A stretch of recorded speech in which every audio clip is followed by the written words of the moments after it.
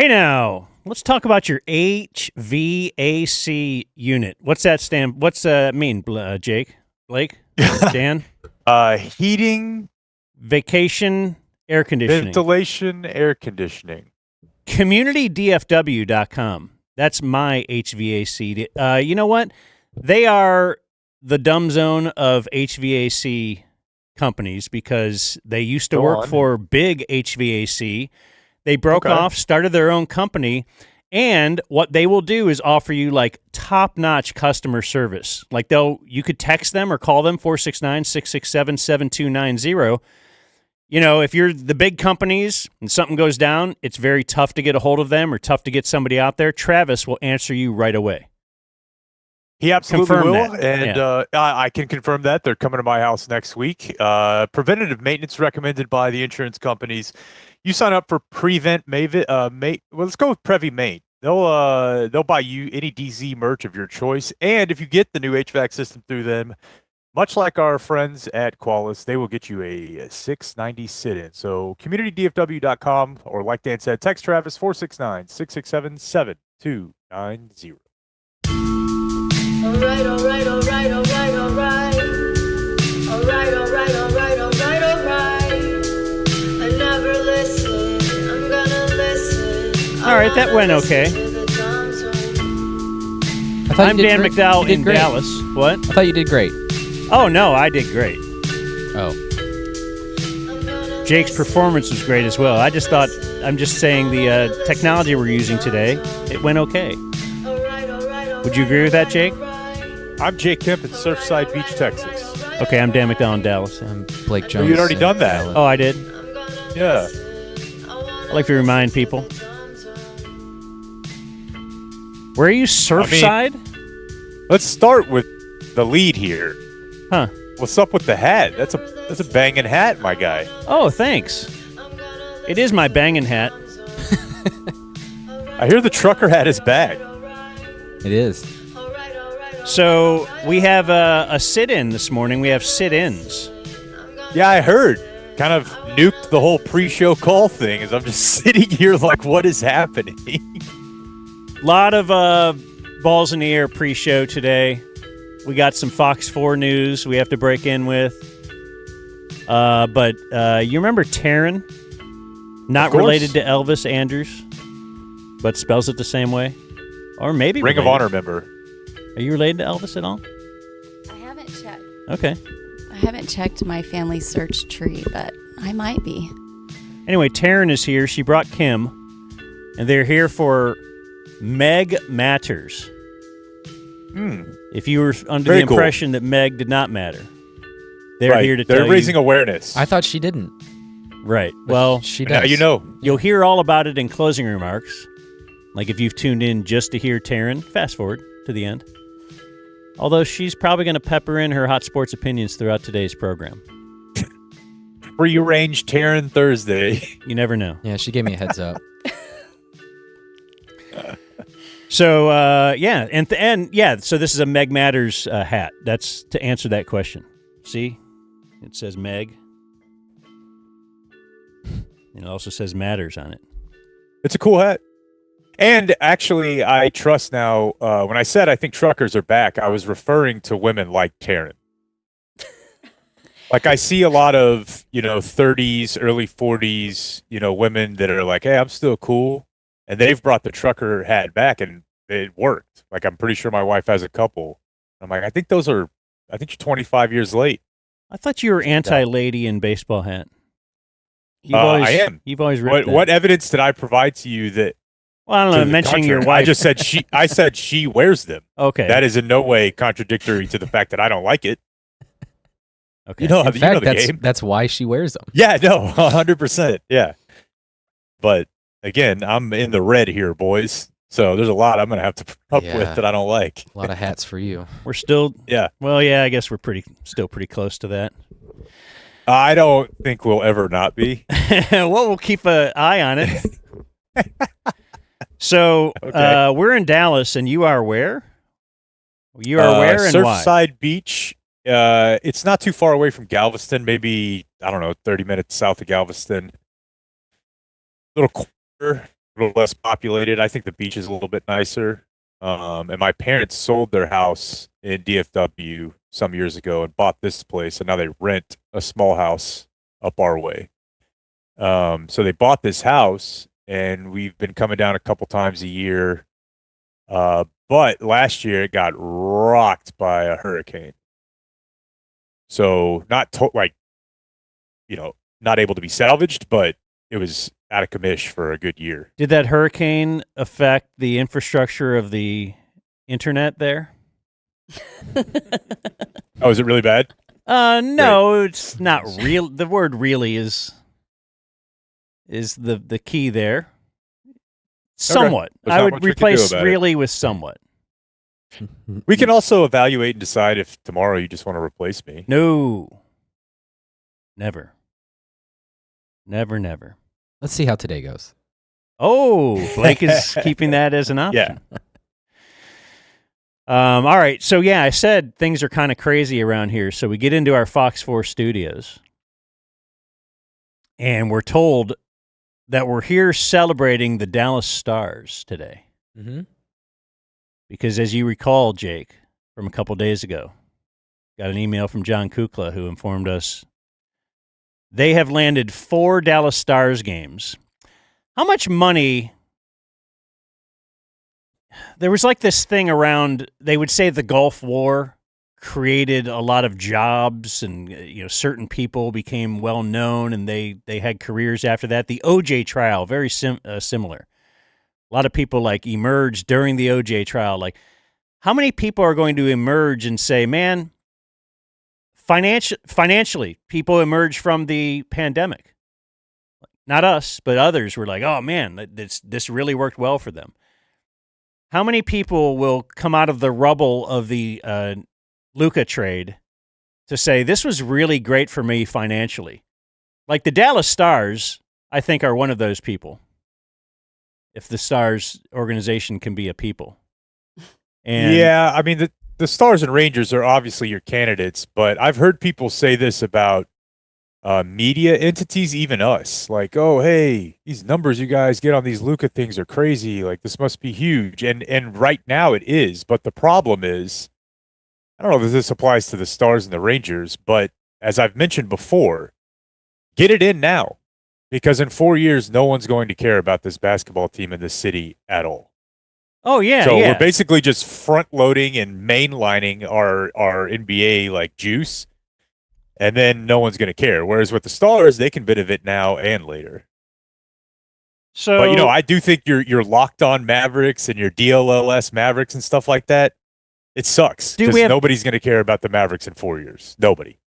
We have Tim McMahon in here tomorrow, or on the show. I'm not sure if he'll be in studio, but he's got that new Luka book out, and we got a copy, the advanced copy, or excuse me, we just bought the pre-sale copy. And I've been reading it / listening to it, Josh.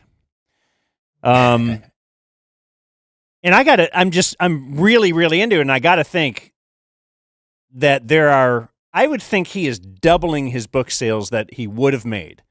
Because I think Luka is a very interesting topic, and it's really a fun read, but I'll bet you a ton of Laker fans are now going to, like I said, at least double the sales. This has to be great for him. So he's Without won. a doubt. Yeah, I think, it's probably would have been about comparable to the Giannis book. Great story. You're interested. Where'd he come from? But it's just an NBA superstar book about a city that's not major. But now, I mean. Right. And yeah, the final chapter, which is very, as you reviewed it the other day, it's great. So the Stars are one of those. And maybe in fact, Fox 4 / More 27 are also benefiting short term here because they have landed the Stars. Like, hey, man, let's get the, what is it, Channel 8 can have the Mavs. Mm-hmm. Let's go after a team that people are kind of into right now that made a big trade that really helps the team and people are on board with. So he says, remember the email the other day said, we're going to give you some promos in these games. So tonight it's on More 27. I think they have 2 games, though, that are scheduled for Big Fox, which is huge, and one more for More 27 as well. But this morning, I have not seen these. He sent us 2 promos. They're not sure which one they want to use during the game. And he said we could choose. Would you like to watch the promos? Absolutely. Okay, that was a rhetorical question. We're going to play it no matter what you said. So, you got him, Clay? Let's go for promo 1. That doesn't look like it at all. Space them out. That's yeah. What are you gonna do? Eat 12 meals? The free My meal? birthday- Even if they give you the whole month, that's a lot of pressure. My if you- birthday, May 15th to this place, June 15th. That place, July 15th. That place, August 15th. Because then I get one free thing a month. I mean, I'm just in the dojo learning, bro. Oh yeah, no. Okay, I don't know if I Just- talked over the beginning of it or if the audio was real low. So let's play it again. You know, all these places want your Hold on. birthday Pause it. to give you free stuff on your birthday. Space Can we not stop it? Back it up to the beginning. So at the beginning it says life hacks. What does it say? Life hacks from DZTV? Yeah. Yeah. Okay. Can you back that up, Clay? Oh, he can back it up. Yeah. Life hacks You from know, all DZ. these places want your birthday to give you free stuff on your birthday. Yeah. Space them out. That's I like what this are you one. gonna do? Eat 12 meals? The free My meal? Even birthday- if they give you the whole month, that's a lot of pressure. My if you- birthday, May 15th to this place, June 15th. That place, July 15th. That place, August 15th. Because then I get one free thing a month. I mean, You I'm are just brilliant, in the Blake. dojo So- learning, bro. Oh yeah, no. I'm just. I actually told my wife that the other night. I said, man, because I was telling her how Blake is run the ball guy and he's always looking for a good deal and he's car shopping and this and that. How did the Karen receive it? She loved it. Okay. She thought it Oh, was yeah. brilliant. I feel like we have some similarities. Yeah, she's Some going to start areas. incorporating that into her game, I think. Good. Without a doubt. All right, promo number 2, though. flip side That of was the a very coin. good one. We'd accept that, right? We're not going to throw that out. But why should people... Okay, promo number 2. Why should people watch DZTV? It's on.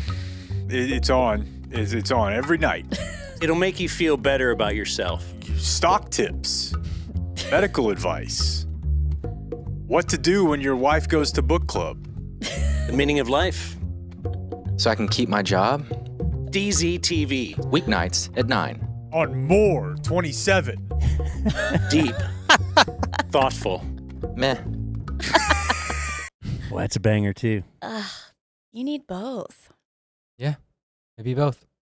They hit different people. Yeah, but I think they have one avail. So That's hard. this is the kind of thing. It's a Sophie's Well, they got Choice. two, they I've got heard two of that. games, though, don't they? Huh? No, we They can got get them two- in a different game, yeah. Yeah. But apparently they're gonna put one of these in tonight's game. We have to choose which one. You know what they say? Which kid do you want more? You know what they say about every great leader is that they're effective delegators. And in this case, as the co-executive producer of DZTV, I'm going to pass this one down to the associate producer, Blake Jones, for the call. Good call. I think it only makes sense, you know?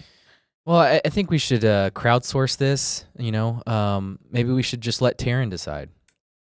Oh, that's a lot of pressure. Because Blake probably wants the second one because there's a lot more Blake in it.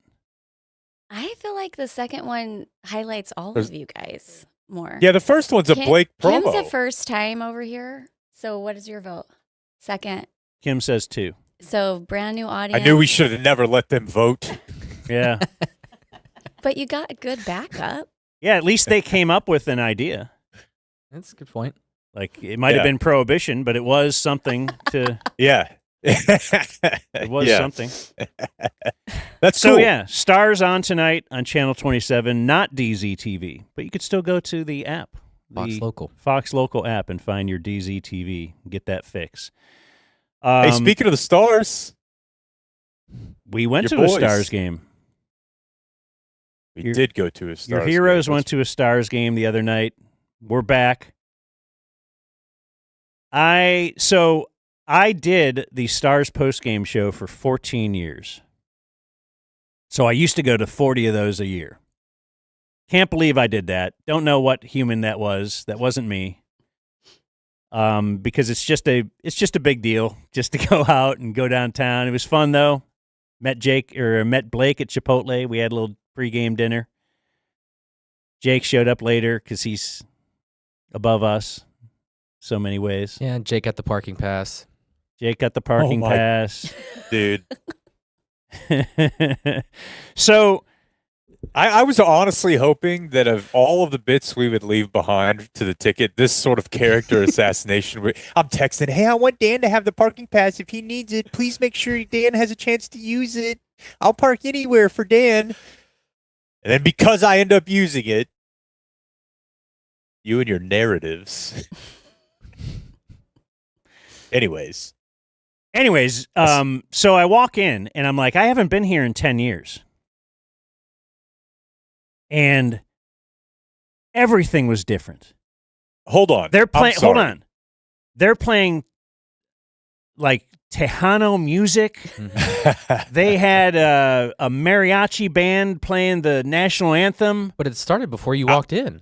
Out front was crazy. Out front, they're promoting this Simi something, and they have all these little dolls that they're throwing around, and I go inside, and then the soldier they're honoring is Hispanic, and like the in-house it's not Selena Ray anymore. It's like some Hispanic guy, and I'm like, now I see what Trump and those guys are talking about, man. They've all taken over. They've even infiltrated hockey. It's just totally changed. And it turns out it was like Mexican American Heritage Night. That's not every game. Yeah, that was funny. Our little line there, I was like, who would have thought they would make NHL arenas a sanctuary city space? Yeah. It's just, they all came here, you know? But man, that is a fascinating thing. So right when you walk up, we're in the plaza, and you see the flags, you hear the music, but also there's just a ton of Mexican people. It was like actually there's Biden's open border policy. Not like more than you'd see at a hockey game normally. I'm talking like a third of the crowd, which got us to thinking, like, how does this work? My idea, as I told you guys, to bother both racist and woke people, I actually think that they should just lean into it. And on those nights, if you bring a 23andMe test that shows that you're X% Mexican, you get 25 to 50% off your ticket. Okay. That's commitment, right? Who's mad at that? Everyone? No one? Because other than that, I guess it's weird to say as a white guy, but I can't imagine looking at a local sports team, like being Mexican and being like, yeah, I'll just go to all the Mexican nights. I don't understand it. And so the best we could come up with was, it's probably like community organizations, right? Like in certain neighborhoods, or if there's like a Latino professional organization, that's probably how the Mexican population is getting those tickets. Because otherwise, I don't understand it at all. Right. It's weird. I heard also they're doing the gay night now. The Stars? Yeah. Remember that used to be the bit. They wouldn't do the gay thing. I thought that was Rangers. Mm-hmm. Stars never did it either? No, the Stars did. Yeah. Remember that? Didn't they get mad at you or us or something at one point? No. We pointed that out. It was the Rangers. I thought the Stars didn't do a gay thing. The Stars may have had a controversy also, but the controversy Rangers might have been the ice thing. Or the ice storm. That's what I got yelled at for.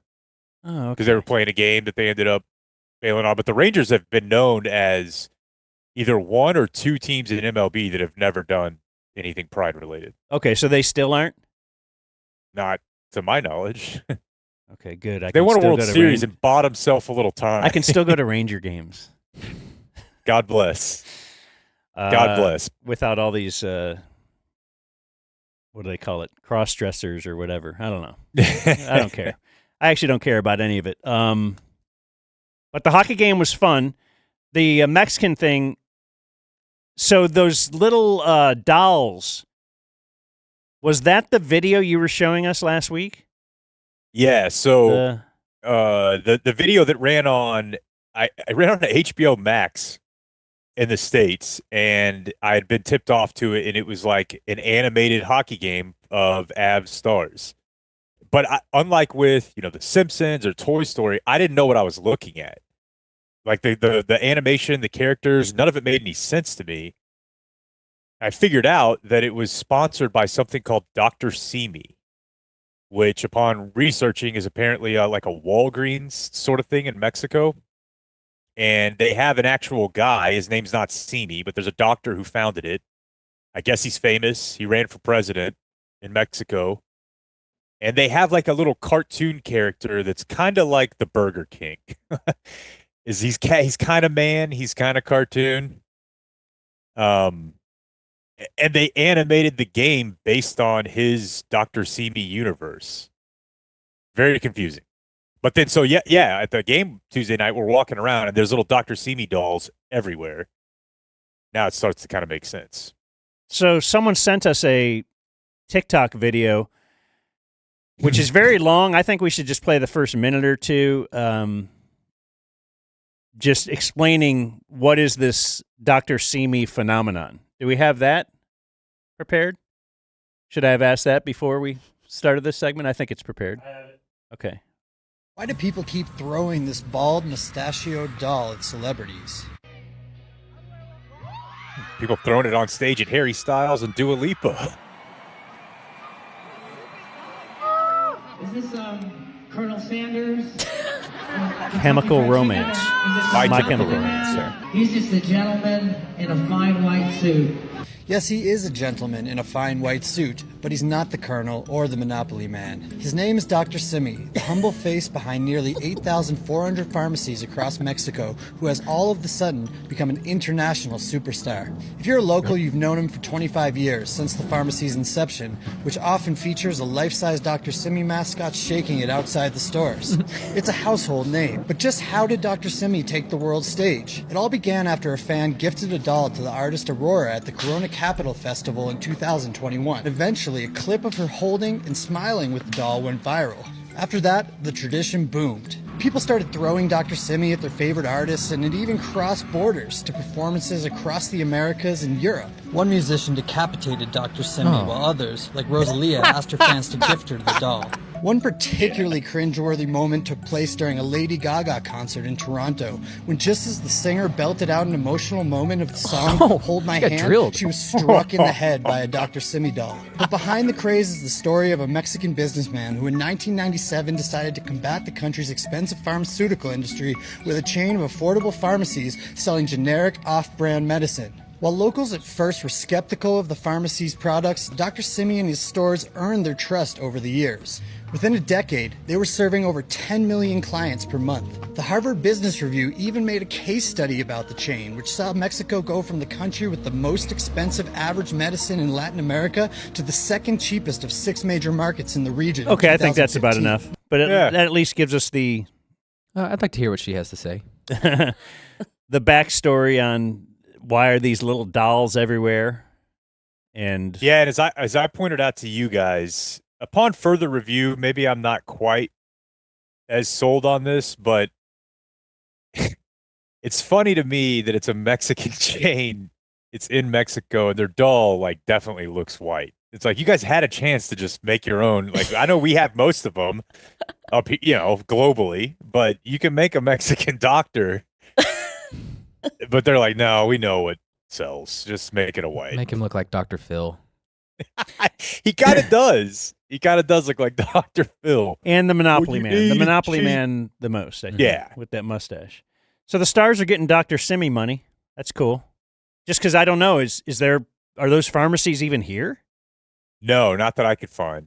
So it's just weird that they would be it promoting is. that. Like they would build a whole hockey game around it. My first thought is just it's the next step of avocados from Mexico, which was just a money laundering scheme. Is that the only explanation? Why this connection between Dr. Simi and hockey? If it was FC Dallas, you'd understand. But it's hockey. Right. I'm very confused by the whole deal. What's the avocados money laundering thing? That was how the cartel was getting money in. I mean, I sound stupid, but there was some sort of Kim spin behind it.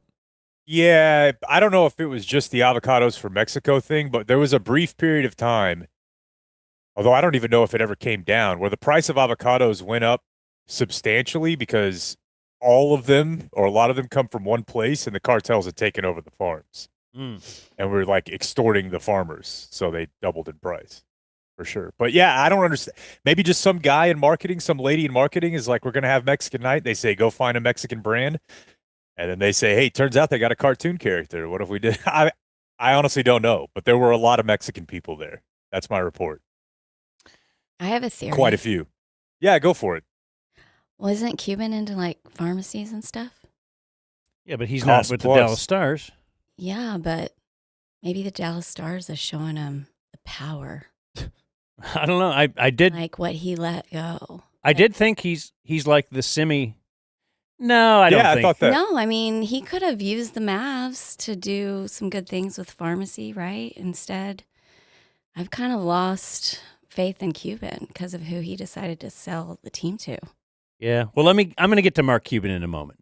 Oh, I have some Mark Cuban audio. I thought I was supposed to chime in. No. I'm not. Jesus. He's not a real big fan of ladies speaking. Yeah. But I tell you one thing he is a big fan of, a bit, because this is what I was going to cut you off and say earlier. Are you saying you never saw Luka in person? I think he was saying a Stars game. Just Stars. Okay. Dude, I've been to 'cause Stars we've games in the last 10 years. I was doing the bit for. Okay. I haven't know, been but to I the didn't- arena in 10 years, and now Mexicans have taken over. That's the Okay, I got it. comedy I that you just it didn't jumped follow. out at me real quick. Like, how many times did Dan actually see Luka? Because I know there was at least 2 Mavs games we went to, but one of them he didn't play. No, I've seen him in person quite a few Okay. times. Yeah. Well, the bit that you hadn't seen, which, If I've gone to anything, it's Mavs games throughout the years. Now it might be Okay. 3 or 4 a year, and 1 or 2 hockey games. okay, fail on my part, but I was surprised to learn when it broke out that you'd never seen the Simba bit. Yeah, I've never seen the Simba bit on the jumbotron. Yeah, so it starts happening, and Dan's like, "Look at this," and I was like, "Oh yeah, it's Simba. You never seen this?" And he's like, "Oh yeah, I've seen it." Which at one point I realized he means that I just ask him, "Have you seen The Lion King?" The movie, yeah. Because But the hold, so then- yeah, they have a bit where you hold. It's like Kiss Cam. yeah, They put up Simba at first, holding his baby up, and then people hold their baby up, Mm-hmm. and it's Yeah. awesome. It's a good bit. I thought it was the greatest bit they had. it's a great bit. Yeah. and I told Dan, I was like, "Yeah, this is probably in his dark period of the last 5 to 7 years. I've seen that bit. I used to look forward to it. Mhm. The Mavs are 22 game winners, getting the piss kicked out of them every night. I'm like, show me a baby. I'll tell you the other great one, which you probably have seen, is a baby race. Yeah, that's The baby race it's captivating. the best halftime show. But it was funny in the crowd because everyone's holding up, 9 months old, whatever, a year old. And then some lady held up like their 4-year-old just to be funny. Dude, and the crowd was like, it was "Oh, the 50 it get was the- that shit out of here. It was Boo. it was the 16-year-old trick or treating. Yeah. Like, dude. And they Get back up. ended it perfectly. They had the cutest like 6-month-old up there. And the crowd's Yeah. like, oh. And then like a 9-year-old scrolling TikTok gets held up, and it was like, fuck him. Boo. So Great. funny. I do yeah. remember though, and people now are bringing their kid to the game, and they put the big headphones on them, Mhm. the Yeah. noise canceling headphones. I always just think that's amazing. I guess paying for a babysitter can be expensive, but just even bringing your little tiny baby to an event like that, Yeah. You have to pay for a seat? Is that a dumb question? I don't think you do. You just have to hide the baby in your backpack when you're walking through, Mm-hmm. and just hope they don't open it up. Yeah, they hit them under their sombreros. Yeah, no, good bit, very good bit. Somebody said to me that recently, a few years ago, when they did this, they actually gave away ponchos and sombreros. I'm not making a joke. I think Like you're that right. they did this a few years ago. Someone who I think would know. I don't think a Hispanic would think that's racist. But I'm now. Oh, are you Hispanic? I'm Hispanic. Go on. Is that Well- racist to give away? It just feels like that's a white person putting that on, saying, "Oh, we can't do that because that's racist," and a Hispanic guy might be like, I'd love a nice sombrero. Maybe they should do like a poll on Mexican American night and see, because, What do you think? well, I'm Hispanic, through my ancestry, right? But like my mom, when she was 4, was told not to like speak Spanish anymore so she could learn English. And so I don't know a lick of Spanish. I can't roll my R's. And so if I say I'm Mexican, I kind of get like, you're really not. But having the heritage, what is your opinion on if they gave away a poncho? Would you be like, that's just Sweet. terrible? Yeah, okay, that's what I thought. I'll have a poncho. All right, 100% of our respondents so far have said that's Well, fine. I mean, it's weird because we all have we're all projecting what we think another group would think. Because even like the Indians, like at their worst, were not like, or maybe you're about to correct me, but I don't know that they were giving away like full headdresses, war paint, and a knife. Well, it's kind of like the cowboy, like cowboys go to rodeos and they dress like a cowboy, but like they're not really doing anything cowboyish. They're just watching a rodeo. You might also say golf. Oh, don't go golf, Jake. Okay, yeah, all those guys need to dress like golfers to watch golf tournaments. It You totally makes have sense. you That's have why to I be wear my prepared. NBA uniform when I go to NBA games. So we were talking about things up on the Jumbotron. They'll put lots of stats, as Luka might say, lot of stats. A little bit too much stats. And you were saying how it's just too muddied. Yeah. This is something that I've seen develop over the last. But I 10 saw or so one years. that I think is really valid. But go ahead with Yeah. So now that we have all this data, advanced metrics, we got the player tracking data. There's a camera everywhere. There's a chip in the ball. We have a lot of information that can be very interesting and useful, but with no context, it means nothing. So in the first period, they just put up distance traveled per player. And it's like the top 5 guys, and it just says 0.7, 0.5, 0.5, 0.4. Absolutely no one knows what that means. Is that what is long? it adding to your Is it short? experience? Is that help? Yeah. Is it? But it doesn't make any sense. They Is that did a couple exceptional things like for that. yeah, you just need some base to say this is average. And I can't stand stuff like that. Like you'll hear somebody on TV or on the radio just say he allowed 2.5 yards of separation per route run as a cornerback. I'm like, is that bad? Is that a lot? Well, it seems like I don't know. they shouldn't allow Yeah, that many yards. Ooh, bad. And Now then someone else would be like, miles no, that's the best in the league. Oh, Exactly. Miles per hour is kind of interesting because you have a concept in your head of like how fast you can run or how fast the car goes. But the one that but once you that they see put it up after once, that- you're like, oh, you nod. Oh, okay, they're a little Yeah, faster. cool. He's a little faster, but yeah. But the thing that they did that was really cool, that was video game like, was the players that were out there in their current shift. They just have their ice time up there, counting upward, and it goes from green to yellow to red, and that's really cool. Yeah, like it would hit, 30 seconds if you've been on the ice, it'll go to yellow, and then, red is 45. Yeah, And then that was it cool. starts blinking and smoke comes out of the top of the numbers. Like it's. But Yeah.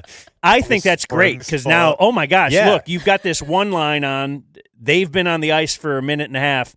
This other is freshly on. That gives you some context of, I think we might be able to score here. Let's take advantage of this. Yeah. Yes, it's a very good bit. So I thought that was nice. We had the best seats ever. Mm-hmm. Oh my gosh, dude. Let's get into that. Third deck. But I think there's only 4 pockets in the whole arena that have these seats. The third deck, the upper part of the third deck. So there's 2 levels of the third deck. But it's only 3 seats next to each other, and that's the whole row. So somehow it's right at the corner. The 4 Yeah, it's corners in of the between arena. It's in between 2 staircases also. Like it's just sandwiched right there. And there's just 3 together.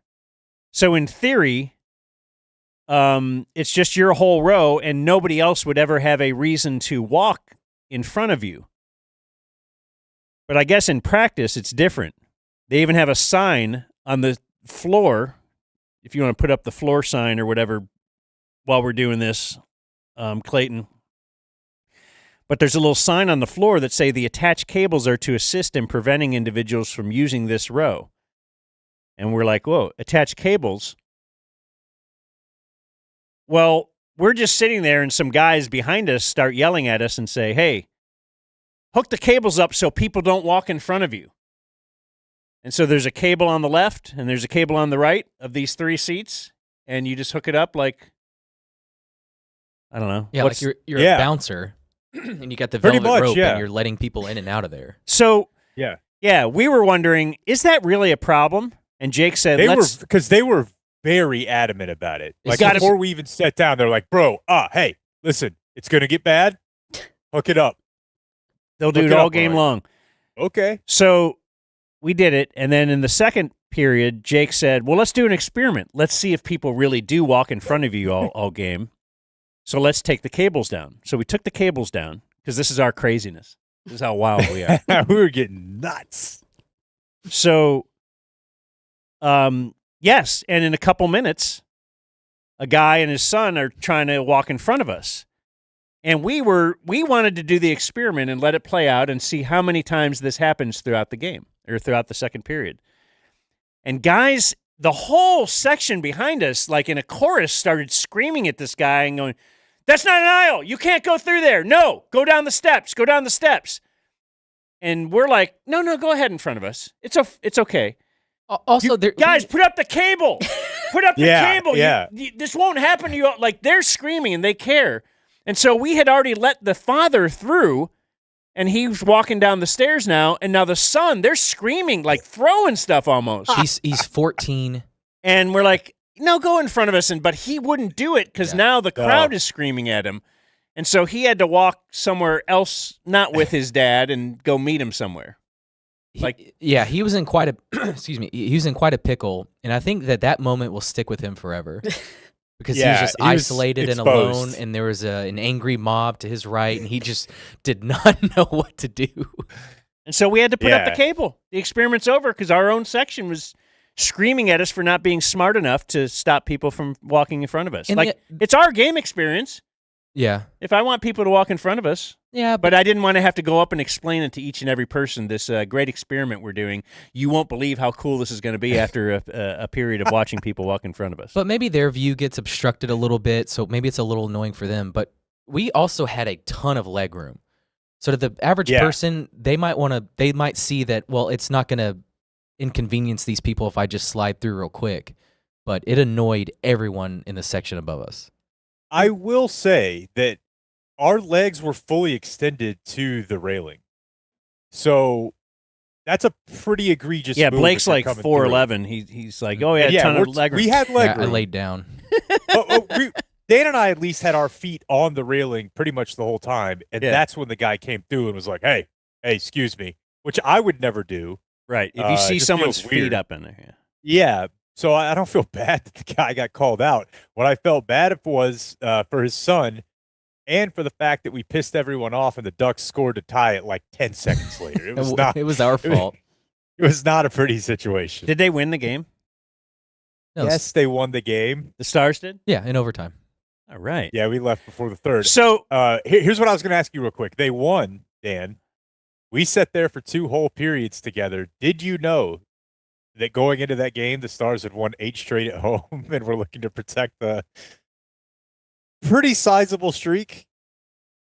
I could feel it. Or did you just know there were a lot of Mexicans there? I knew there was a lot of Mexicans. So I want to know this from you guys, though, because mid-second, I had to go run and take a potty break. And, I think I missed one of the bathrooms, so I don't know. I didn't know my way around up there, so I'm a sweet guy. I know the sweet level for sure. So anyway, I realized, boy, I'm taking a long time. I bet they think I just left. Had you guys talked about the fact that I just probably left? No. Oh, okay. You thought I was coming back. Because that's in my game. I'm going to the bathroom and never come back. Yeah, and I thought don't know if it would be funny if I didn't come back. And then they were all mad at me, and we talked about it later. But Yeah, that you're running the Turley play yeah, where Turley's super pissed off at you for doing something that on his surface is kind of an a-hole move, but you're like, look, we're talking about it. 20 years later. Okay. I just this thought sounds you guys weird. were discussing. Oh, okay. But maybe Well, I'm I think- narcissistic, thinking they're just talking about me when I'm gone. Everybody does it. Yeah. That's a therapy play for you. But also, I think we think of ourselves as in a group of people you wouldn't do that to. Maybe that's wrong. That's a good point. I do. Yeah. If I'm there with you guys, I'll come back, and I'd at least tell you, hey, I'm leaving now. But Yeah, like I never if you were had there to with because me it and was my like wife. Yeah. the second period break. You're like, I mean, tell me when you want to go, and I'm like, how about now? Yeah. Like, I just waited for one of you guys to say it. You could have probably said it mid first period. I'd have been like, all right, let's go. It was a fun time, man. So they were great seats, and I took a picture and throw up the first one, Clayton, of where we were in the arena, and I don't know. I put it as an Instagram story because I think that's what you're supposed to do.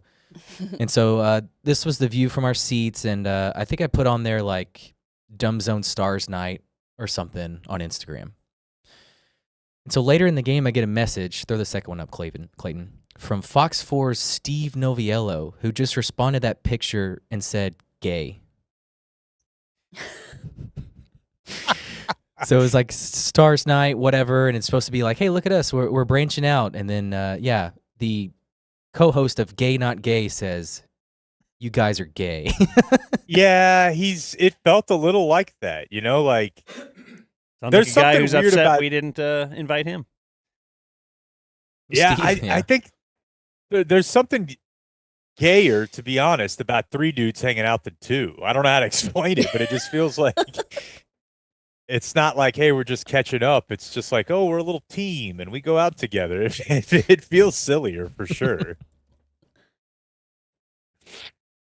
But It was a good time, though. Good time. And it was Ninth not- win it in a was, row. I've been informed.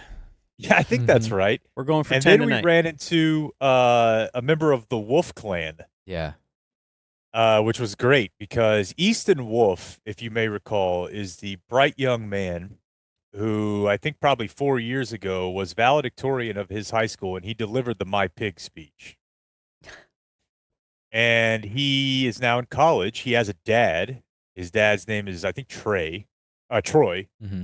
And we met Troy there, which was very great because Troy's alive after surviving that helicopter crash in Hawaii that he filmed on the way down, and we had him on to talk about afterward.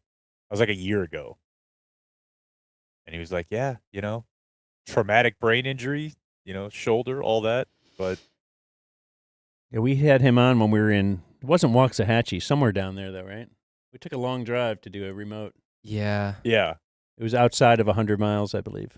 And you want to know the best part of the night was earlier in the game, we had been discussing our previous Stars bits and how few players we know in the NHL. And we were reminded of one of our favorite Stars players back in the day. Of course, you all knew him in one way. We just simply could call him M. Raffle. And one of Troy's first questions was, why isn't Dan wearing an M. Raffle jersey? Which just Loved M. Raffle, man. really made my night. That guy left it all out on the ice. Where is he now? Nobody knows. Nope. He came, he went. Yeah, they won in overtime. Overtime hockey on the radio. Not much like it, dude. I was locked in. Yeah. It's fire. 3-on-3 hockey. Roller coaster. It was great time. I think I spent my drive home listening to the Tim McMahon book, which I have some, I don't know, we'll get into it with Tim McMahon, but I've got some problems with the person that was reading the book. Tim just he just did the first chapter. Yeah, that's it says narrated by Tim McMahon in the Unless, stores. can you turn, are there two different voices on books sometimes or no? Don't know. Like, I don't know if I Haven't hit done a button and it reverted to a different guy, but Tim did the first chapter. I thought it was great. And then a different guy who mispronounces a lot of words. Or like he called the Celtics the Celtics. So I don't know. Oh, Huh. that's tough. I'll play you the audio tomorrow, though. before we have All right, Tim before on. we get into more audio, Dan, I'm going to tell you about where you and anyone you know is going to lease your next vehicle. That's at Fair Lease. Fair Lease Navidad. Fair, flexible, focused on you. They're a Texas brand, Texas owned, Texas strong. They like to support their local communities, schools, and charities. So you can feel good about yourself if that's something you're into, but everybody's into saving money and getting things done quickly and easily. You don't have to go spend a whole day at the dealership. You're not having to arm wrestle some bro over haggling for the price. It's just quick and easy. So go to fairlease.org, click request a quote, then select Dumb Zone on the How Did You Hear About Us page that pops up right there. Best value for your trade-in. It's all done. It can be all done on your phone. Get your trade-in value, fill out paperwork, and they will deliver that vehicle for you to you. It is Fairlease at fairlease.org, Dan. Sweet, bruv. I love Danny at Fairlease. Danny, Matthew, the whole gang. Really, the vehicles are probably more why you want to go to fairlease.org. I'm not sure you can get Danny. Yeah, well, everybody's got vehicles. Get Danny to come over. Oh, okay. So we were talking Cuban earlier. The cubes. Yeah. Remember that, Taryn? Yeah. Don't be upset. I wasn't. I'm not upset. He was on some podcast, and I got sent this a million times. Not some podcast. Who is it? Your Mom's House is one of the 4 or 5 biggest podcasts in the world. So I need you to, if we're going to be in this space, recognize. Now, it's also your dream. It's Tom Segura and his wife. Oh, is it really? They're If that's what he was amazing. on, I think that's what he was on. Yeah, but his wife and him have a show, and it's amazing. Is it good? It's very good. Okay. Even though But it's it's a comedy podcast. I prefer Two Bears One Cave, the one he does with Bert, because there's obviously less women talking. I like it when they have his mom on Yeah, and she gets to the talk Spanish to his mom. lady. Yeah, that's I mean, I haven't watched the whole thing, but those little clips are gold. Well, the Cubes was on for a couple hours, but for just a 5-minute period, he was talking about they brought up the Mavs. And there's not really a ton in here new, but I thought you'd like to hear him talking just a little bit about the whole situation. But Sure. what part of basketball do you control, and what do you not? I don't control? anymore, and So- I haven't for a while. So you relinquish They all kinda, of it, I didn't relinquish. They Yeah. kind of, muscled it out of you. yeah, I wouldn't say muscle, but the majority owner, Patrick Dumont, decided that he was comfortable with Nico Harrison, the general manager, and the team he had put together, which is his choice. His choice. I mean, and you can't totally argue with him because we went to the finals. Yes. Now I could tell you, but yeah, it was his choice, and he made his choice, and so I'm just a fan now. You were in the position of I'm interested in that he decided not to Stuff. talk about. His choice. His choice. I mean, and you can't totally argue with him because we went to the finals. Yes. So good choice because we went to the finals. Now I could tell you, but yeah, it was his choice, and he made it. So, however, okay, no, let's move on. I'm not going to say anything. Okay, can I Like- scattershoot here? like I don't a- think it's anything nefarious. I don't think it's any sort of, hey, I was about to say something that's going to get me in trouble. I think it's 2 things. I think the first thing is he's saying, yeah, because you had Luka Doncic, which I drafted. That's why you went to the final. My people drafted Luka Doncic, which, obviously if you read in the book, which you've read this part, the analytics department, which I believe as a consultant, Harala Bob was a part of at that time, they said he was going to be the best player in the world. Yeah. The Mavericks analytics department. So Cuban, who put those people in place, and Donnie, they deserve a lot of credit for that pick, all of it. So I think that's the first thing he's saying is like, look, dude, the reason you went to the finals is because of Luka, not freaking Nico Harrison. The second thing I think he could be hinting at is that Dennis Lindsey was doing a lot of the work. That's what I was going to say. Yeah. Just that even the draft, the trade deadline trades that were made were not like Nico. I'd have to go back and look at the timeline. I think some of them were before Lindsey, but a lot of it was after. But I think that's what Cuban's saying is like, hey, this guy didn't really build the team that won the finals. Like, first of all, you're never there without Luka. or got to the finals. And second, he wasn't making all those goals. Yeah. I think. Let's see where I wanted to stop. Yeah, it was his choice, and he made his choice, and so I'm just a fan now. You were in the position of having some. That was when I originally sold the team. That originally was the That originally what was supposed to happen. Okay. And then over time, and initially it was, and then over time it was like, okay, and Nico we trust, and so I think that's where he's talking about. You were going to be still running basketball operations. So here we are. So I have to imagine that of course, we're talking about Luka being traded, which was, I think, we're not, similar-ish in like the biggest trade in American sports that I remember Herschel Walker being traded. Remember that when you were like, what the fuck? Yeah, it was crazy. That turned around the Cowboys. It was great. But like, I imagine your phone blew up a lot. Well, I was in. Okay, then he goes on to all that kind of stuff. But I got one more thing for you as well. And, of course, that goes back to something we've talked about. You talked about quite a bit, just the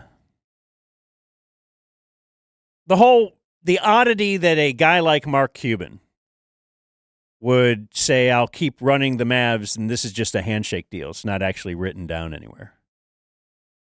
If he actually did want to keep running the Mavs and think that was very important moving forward. So when we talked about that for a couple days in a row, I got a lot of feedback on it. And some of it was from people in the media or people who are very close to the Mavs. And I was floated the idea that he wasn't open to that because it would have made him an employee, and he was never going to be that.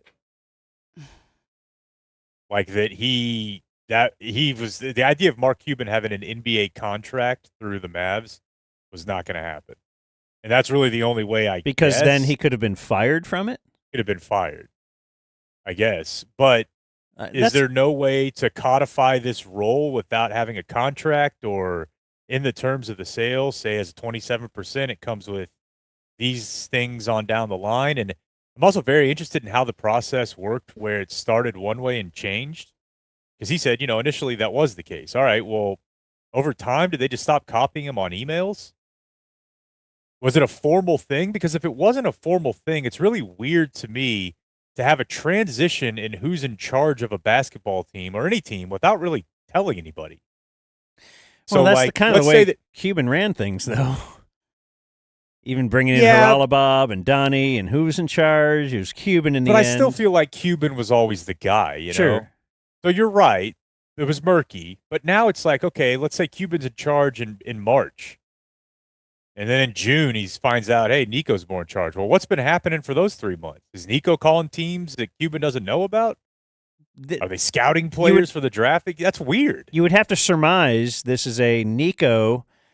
Nico's a relationship guy. And apparently he developed a good relationship with Dumont. And maybe even had his ear to, we don't need Cuban in on this stuff. Me, J Kidd. I mean, who brought us to the finals? J Kidd, we just gave him a new contract. We re-upped him. Make sure he's here. We can't lose him. Well, I saw. Can I offer one more thing that's really crazy? Because it's full faith in Nico from Dumont, for sure, right? If you go back to those comments Dumont made, I want to say at the luncheon, which is a lunch with speaking. He said, we were in the finals last year. And the team that beat us got better, and so did some of the teams that we beat on the way there. We didn't get better. Well, I would argue against that. And I would say that Najee Marshall and Quentin Grimes absolutely made you better. And those were moves made by Nico and or Dennis Lindsey. I think probably Nico. But if the reason you're trading Luka is because you feel like you didn't get better enough in the offseason relative to other teams, isn't that the fault of your general manager? Isn't that his job? So if you're flatly looking at the summer and being like, fuck, we did not get better, that's his job. So why do you not turn the guns at him and be like, dude, you're slacking. We didn't get any better. And again, I think they did. I think going and getting Q and Najee were good moves. But the guy you indicted there is Nico. That's the part I can't really wrap my head around. kind of the GM's job. This Nico Kidd talk. Somebody sent me this. The title is "How are you saying that Jason Kidd wasn't involved?" So this is Jason Kidd being interviewed. This must be shortly after Nico joined the Mavs, which was, I guess, the exact same time Jason Kidd joined the Mavs, right? Talk about your relationship with him and how proud of him to see his development. Yeah, I've been trying to get Nico for a couple years to become a GM. I tried in Milwaukee, but our relationship goes back to that swoosh. Everybody knows Nico. And when you talk about Nico, no one has anything bad to say about one Nico thing. because of his relationships and the way that he takes care of people. And so I'm so happy to have him as a brother, but also as a teammate, being able to build a championship team in Dallas. Yeah, Kidd knew what was up. Yeah, I think so. I mean, I think the more we talk about it, the more you try to read between the lines. I got one more Cuban thing for you. This is about it's less than a minute. Here we go. I'm excited. I really want to see this guy. Like, I'm so excited to watch what happens. Like, I'm such a fan of his and this story. I mean, I just want to see what. I know we're not allowed to cheer for the Lakers here, but I just want to see what happens with him. You know? Yeah, it's just brutal. It's painful no matter how you look at it. Yeah. So all right. It's like talking about it's just, like a pet dying. Mark. Yeah. I know, I'm in mourning kind of still. I understand. Hopefully. You know what? I want to keep listening, but that's how I feel. I can't. We were at the Stars game last night, and I'm looking up at the banners and knowing there's not going to be a Luka jersey banner. And the saddest banner I could see was the 2023-24 Western Conference champion banner. Because, like, that's where it all ended. That's it. That's as far as we're on this journey. But that's the one that they got. Like, not after 10 years of having him and, man, tried this and that, and it just didn't work out. It was, you gave up. You gave up right there, right at the doorstep of it. Yeah, it sucks to see that banner in there. I wish that someone would steal it.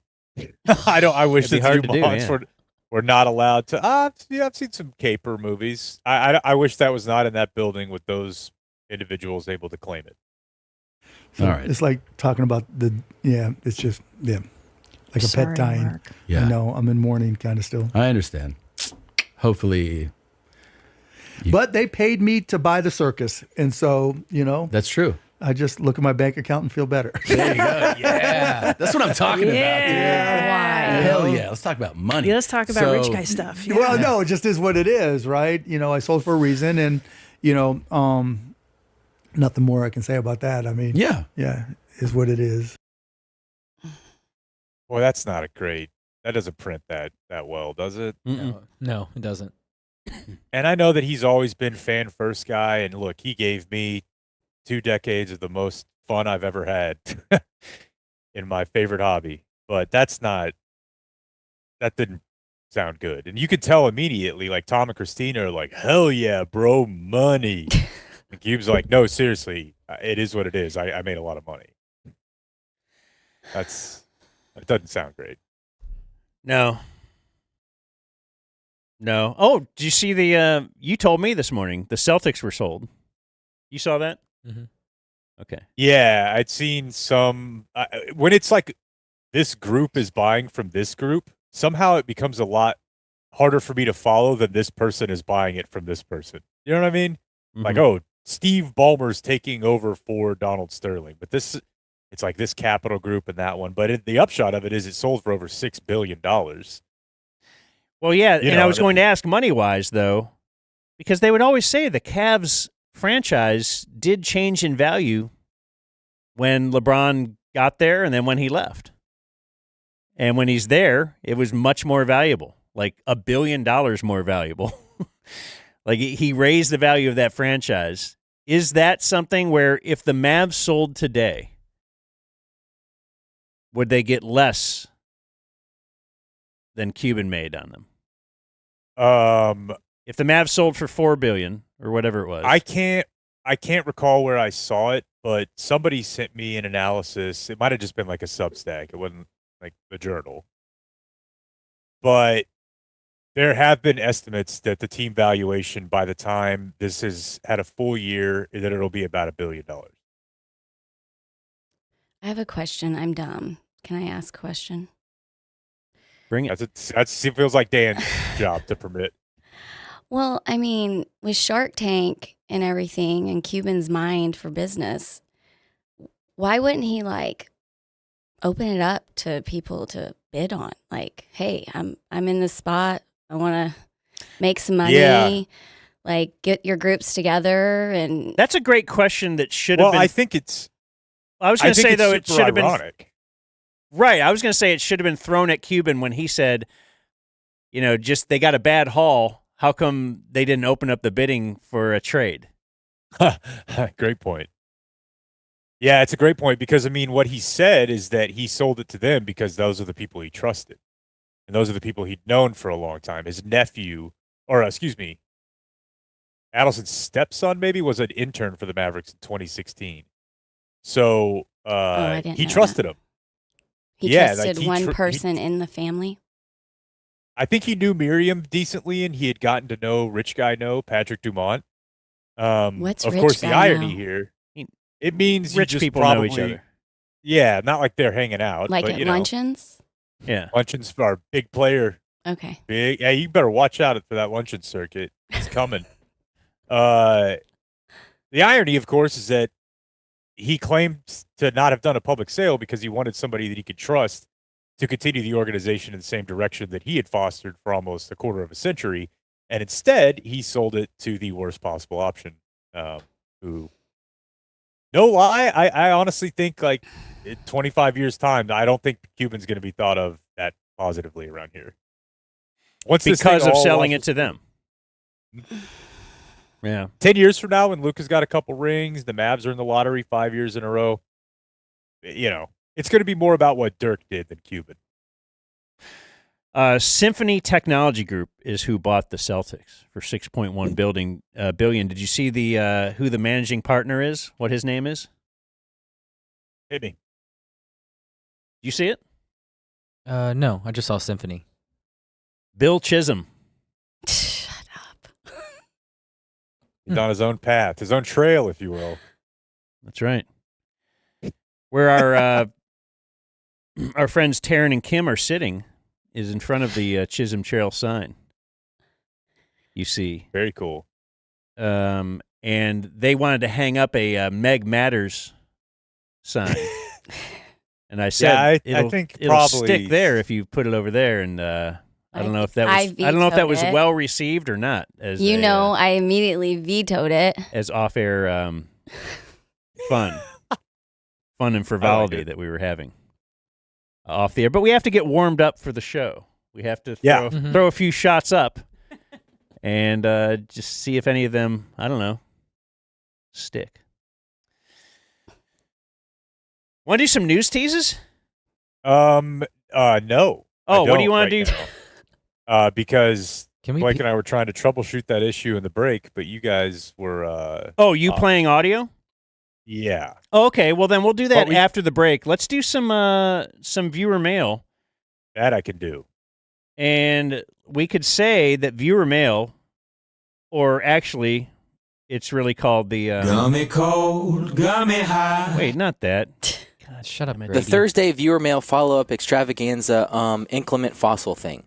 Yes, that's viewer mail, and it's brought to us by Ownwell. Ownwell. Ownwell.com/thedumbzone, Dan. Why don't you take it from there? Oh, no, I was just going to say they'll help you right now.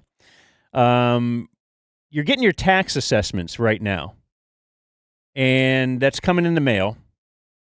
So they'd like to push the messaging around the time-consuming task of protesting yourself and the ease of using Ownwell. So that's what they do. They will protest your property tax.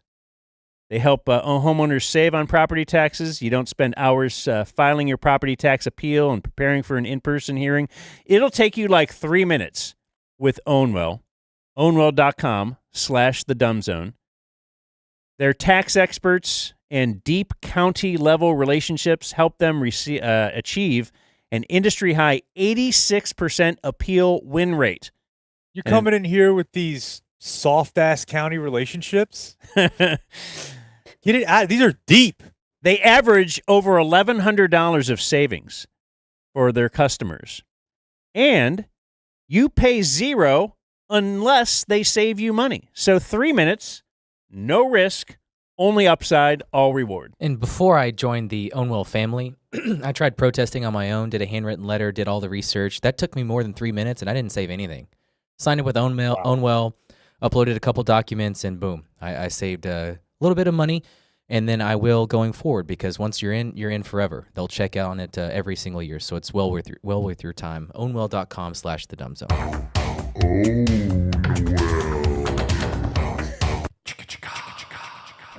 Oh yeah, wait a minute, Uncle Hotmail. Hey, Uncle Hotmail. I don't even know if I got any email this week. I got a snail mail here. You do? Do you? What'd you get? Let's see. This is from Kraken Books, shipped to me, and it is Cracker ass Kraken. our boy's book, One Dream, written by Brandon Aubrey. Oh, really? Wow. Yeah. Pre-orders are delivering now, so get yours at Kraken Books. I saw someone posted that they got their book in the mail. Here he is on the inside Yeah. sleeve. And autographed it for us. Look at that. It's How sweet, about man. that? Excited. What a guy. You want to I hope start? his home reno went well. I hope his home reno went well. Yeah, we should check on him. I thought you guys said we got to stop bothering him. No, dude, he's your friend. He's definitely your friend. Can I give you one from my own personal? Well, wait. I guess we should think about the execution here. Do I want to do any gummy thoughts, or is these just straight? Well, let's do gummy thoughts in a minute. I have one says, Dear Dan, our good friend and loyal DF Kyle Gambrell is getting married this weekend. We'd like to give him a Dumb Zone shout out in lieu of an actual wedding gift. He's the last member of our crew to get married. We're mostly happy for him, but the rest of us married dudes have all spent the last decade living vicariously through him, and we hate that we're losing that part of our lives. Now he's getting married and ready to lean into a dumb, boring married life like the rest of us cucks. And I feel like we've all had that friend. Oh, yeah. In fact, I still have one that has held out. Now, he's got a long-term girlfriend. They're basically married. Common law married, but he's still our guy. And I just didn't know if you guys had guys like this.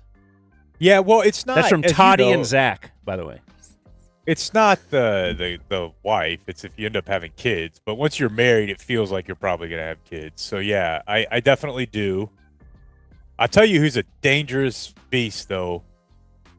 Freshly divorced friend. Ooh. Yeah, your wife doesn't want to let you out with him. No, he's ready to make up some time. No, and you may recall there was a time where it was the ultimate because Mike Soroy was freshly divorced, and I didn't have kids, and it was awesome. And then you got grounded for Mike Soroy. Yeah. Yeah, he became my summer camp friend that I can see once a year. But no, yeah, that guy, you got to be careful. You know, because part of the problem, Dan, is that you start making a little money. You know? So like your single friend when he's 23 is like, whatever, dude. You make $10 an hour. But now you're like 35, you got a little job. I don't know. That's a lot of expendable income for a single man. Dangerous. If y'all got any dreams, let's send them my way. Here's one that actually we talked about before, and I believe we were not gummy thought it out whenever it came up. This is just something I want to talk about. Is this a gummy thoughts? No, Okay. but the guy said it was. I don't think it is. I think it's just talking toilet color. And it bothers me now. Now that I've experienced a couple black ones, there's a black one at our car wash. There's a black one at Fair Lease. The Fair Lease Haas Motor Museum remote, there was one there. And he points out that, like, and I remember this too, because my dad used to live in like a 70s house. They used to do wacky toilet colors. You ever see like a kind of off pinkish toilet? I've seen like an off or a light blue type toilet. Yeah. Like light blue, maybe like a sea foam. I feel like we need to bring that back. Why? I agree. It's just a nice touch. I don't know. Let's have some fun. You go to the most bathrooms now, even like new modern ones, are just bland looking. There's no dartboards. Black is kick-ass, though. So I do think it looks kick-ass, but I will have to cop as a guy who will go anyway, anywhere. It looks infinitely grosser. Just because you don't know if it's dirty? No, like when you go and it's like spackled across the back, it looks... I don't know why, dude. Something about the contrast is way worse on black. I'm just telling you guys. Now, that's like it's not like it's there all the time, you know, you flush it. Do you think you could buy a red toilet? Yeah. Let's see. Yeah, absolutely. These are out there. They're just not standard anymore. And this guy, Saxon, just wanted to know why. Why? Can I comment about the content? Yeah, I was hoping you would. Y'all posted on your socials with the bear and the toilet paper. Oh, sure, yeah. How much you love Bear Fight whiskey? Yeah. Well, I don't drink whiskey, but if I did, it would be Bear it would Fight be whiskey. Bear Fight, yeah. Well, we have a bidet, and nice. I feel like you could really save on your toilet paper consumption if you would just embrace the way of the world. You're probably right. And wash instead of smear. You're probably right. I've always been afraid, though, because I've never really used a bidet. You're afraid of water cleaning you? But then they have so many different kinds of bidets, I'm sure that we would end up buying the cheap one that doesn't really work as well, and then I would hate the bidet. I'll send a link to Blake. And he can share with the DZTV family. It has a cool blue light. You know, like the light that Matthew McConaughey would talk about? Sure, yeah. Mm-hmm. It's got that. Okay, and it has a seat warmer. So you never have to feel She's cold. on a different level. What's the price? What's the damage? I think it was like 600. Okay, so I bought Dan, you can buy one for $100 that it's very basic. There's no lighting, it doesn't plug in, it's not powered. It is literally hooked up to your water and it doesn't heat up, so it can be cold. And for $100, you turn that thing, you'll have the cleanest butthole you've ever had in your life every single time. Every single time. Okay, $4.94. Because here's the reality. Right now, there's poop in your butt. Stop. You all paint these pictures. I'm just saying, if you have a bidet, you can guarantee that's not going to happen. Now, our friend Cameron, who was there last week, he went full Randy Marsh and maybe Taryn. He sent me one that was like $600, and it's full heated seat. Which $4.94. Full heated seat. Do you control it with an app? No app, but there is a little controller. Like right now, you have to put it on the wall.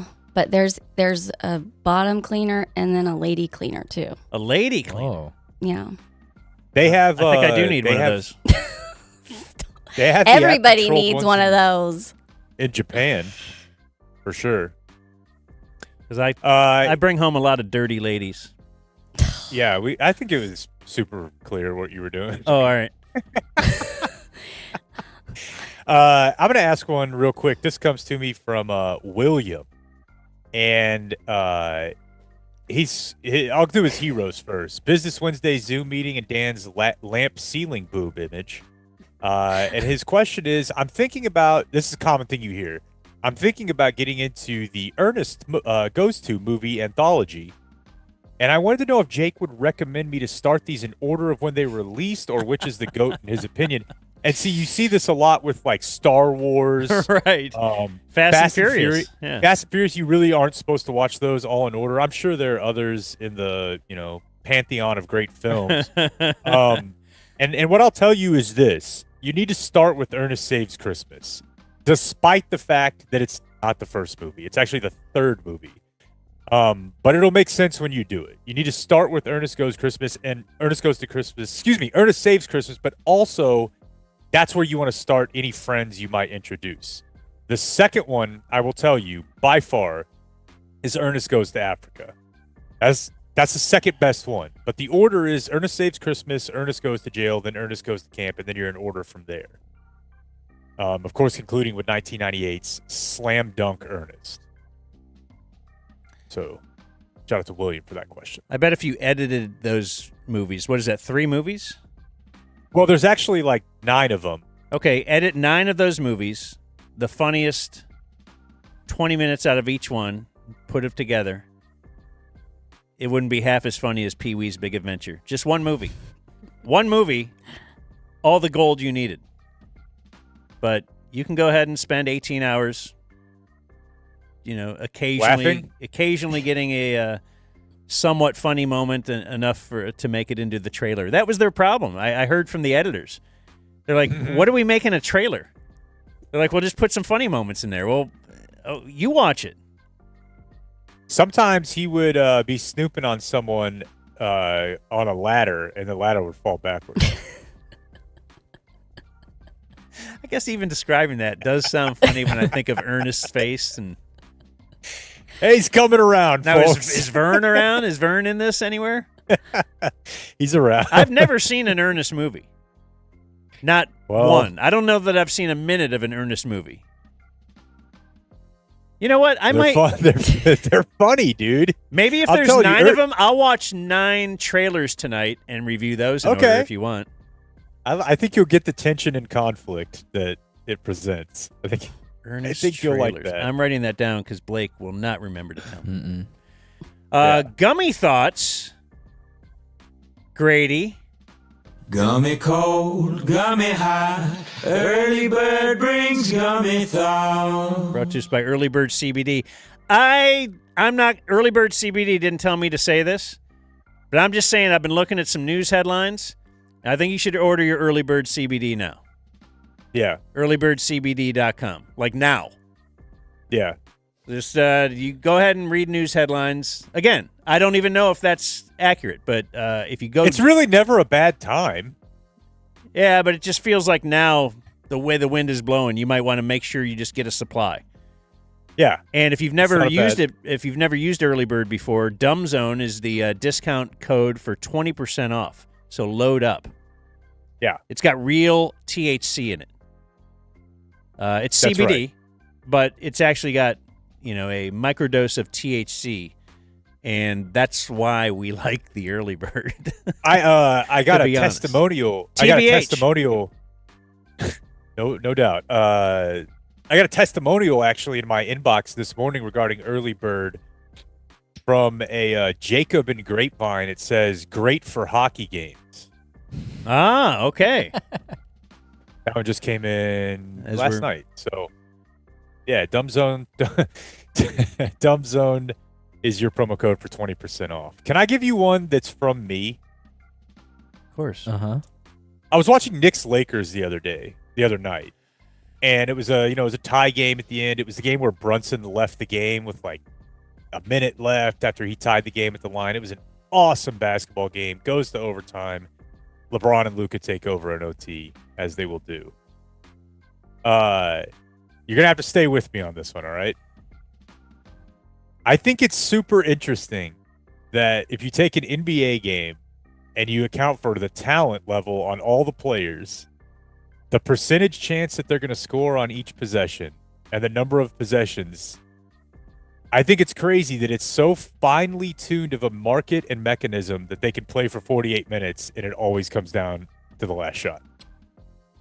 Like, I think it's a perfect, like, they've perfectly figured out the formula. Like, they know exactly how good a guy in Greece has to be to eventually be able to play in this formula, where if you score 0.8 possessions per basket on 111 possessions, like, that it all perfectly works out to where it's like, yeah, there's 200 possessions in this game, but when the really good teams play, it comes down to the last 2.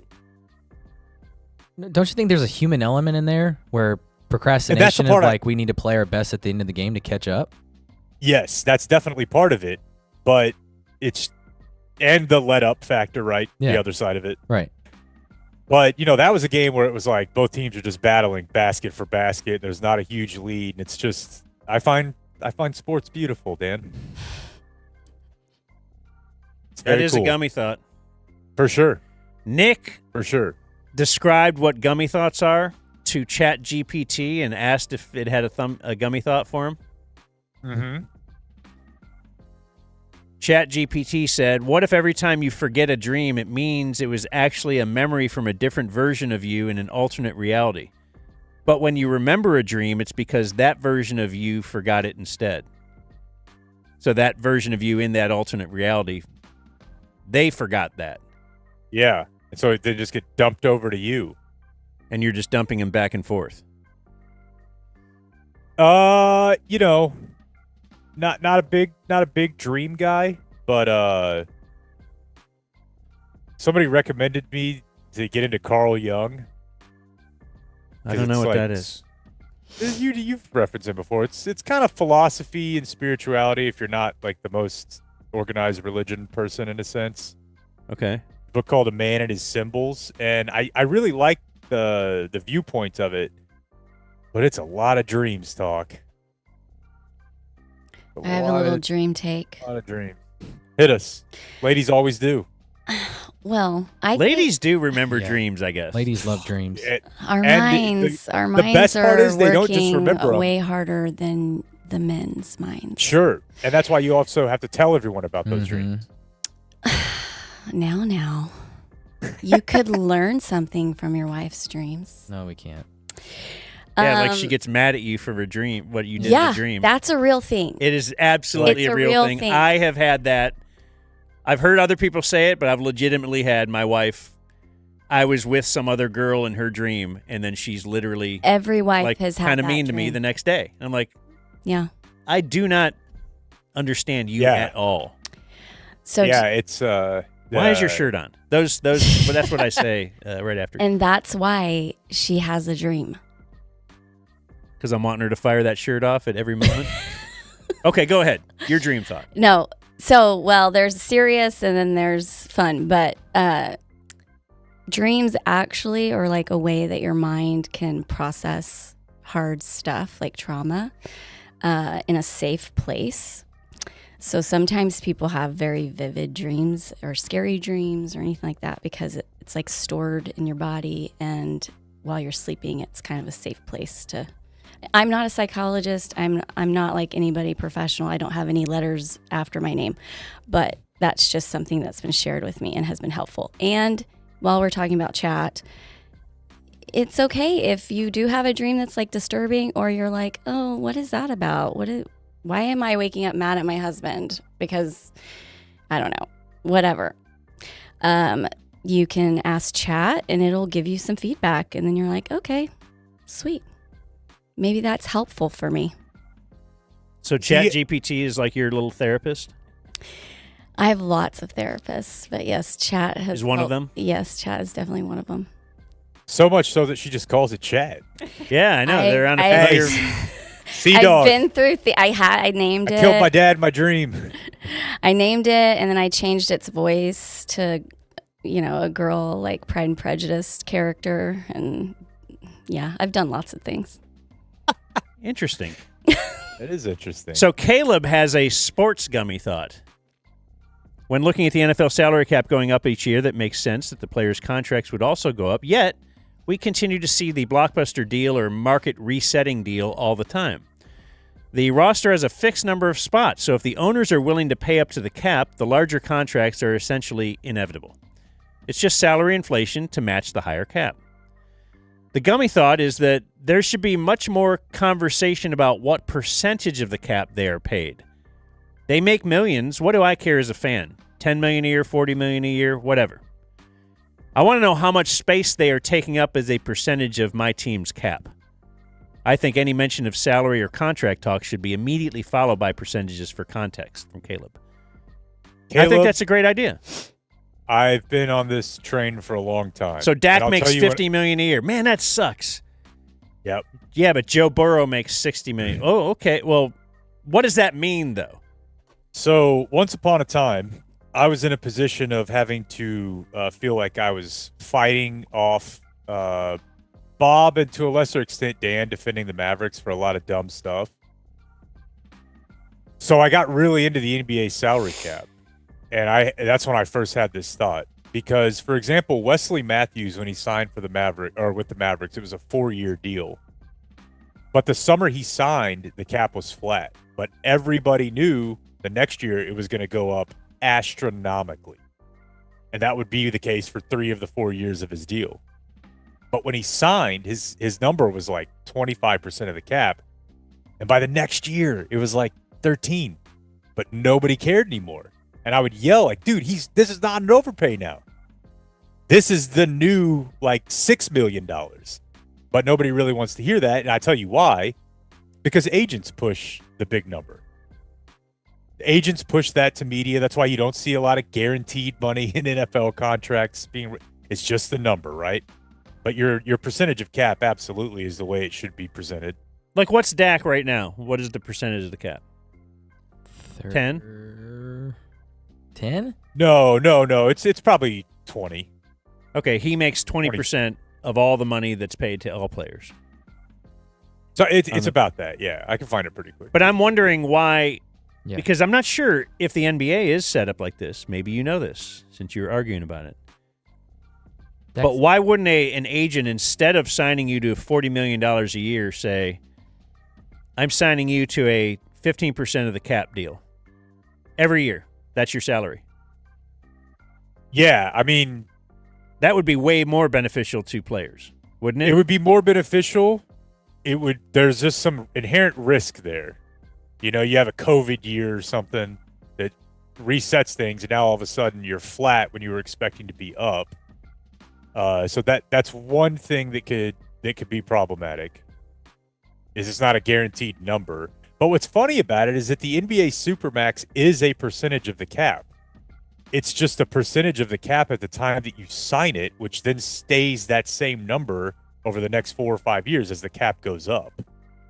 So yeah, you're totally right. It would probably come with a little more risk, and also teams aren't going to want that, right? Because no, teams like it the way it is now. Yeah, your deal depreciates, or depending on how you look. I'm sure they're doing that behind closed doors when they're negotiating. The agent is saying, "Look, by year 5, this will be 8% of the cap, whereas now it's 18% of the cap." Yeah. All right. Well, that's all I got for those. We all good? Yeah, I think I feel pretty good about that. There was one I really wanted to get to, but I've been clicking around here. Let's see. Let's just be done. Okay, let's just be done. We're going to do some news teases coming up. We did mention Bear Fight Whiskey before, so I can mention them again. It is bearfightwhiskey.com. That's the place we'd like you to order it, folks. bearfightwhiskey.com. Let me see here. We had some of this over the weekend. It was great. You go to bearfightwhiskey.com. They'll have a couple different little recipes for you as well. But not a big whiskey guy yet. Loved the Bear Fight Whiskey. 90 proof American single malt whiskey, aged in first fill bourbon barrels. You can taste a little bit of it's a little smoky flavor, a little hint of vanilla as well. So if you are into whiskey, I got to imagine you're really going to love this. And if you've never been really into whiskey, give it a try. Bear Fight Whiskey. You can order it at bearfightwhiskey.com. The Dumb Zone. Dumb Zone. Yes, indeed. So you're missing, Jake. I told you it's like Stars Day here at Fox 4. Yeah. And Clayton gave me a report. They were going to have a taco truck here, but weather, cars, driving. Too cold. It's too cold for a taco truck? That's what they said. No puppet. So they brought like a thing inside. They got the hallway set up with like a buffet taco. What do they got over there, Clayton? We got meat. We got cheese. We got the toppings. Chicken, pork, beef. Go ahead. Chicken, pork, beef, elotes.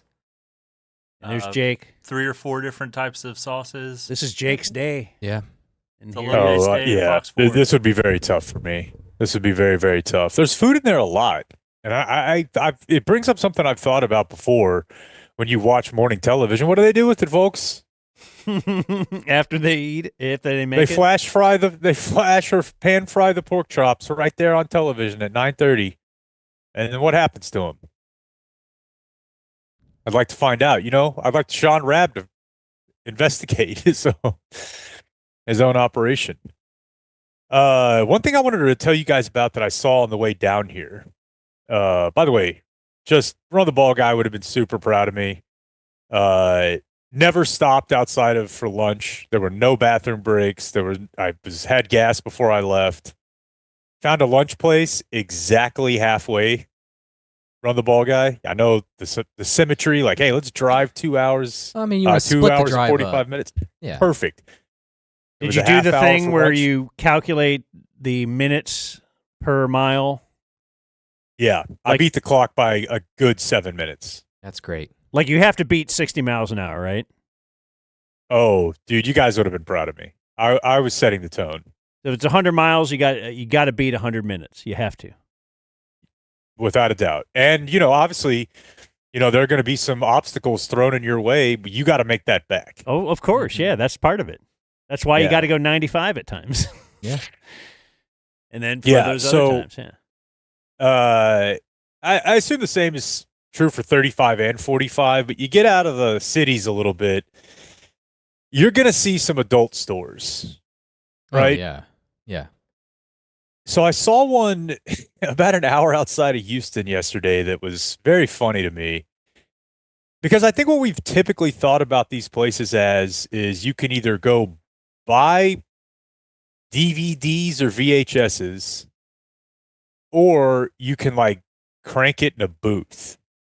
Now I don't really know how that works because I've never done it. I'm not opposed to it, but I've never done it. Mm-hmm. But the sign out front said video on one line and then internet on the other, which leads me to believe this is just a place for you to just go watch Pornhub. Like if you just don't have the internet, like they'll just let you go watch internet porn there. Like what else could that mean? Internet. It all seems pretty gross. I guess if there's a trucker who's driving through and doesn't have connection and wants to check his Fidelity account,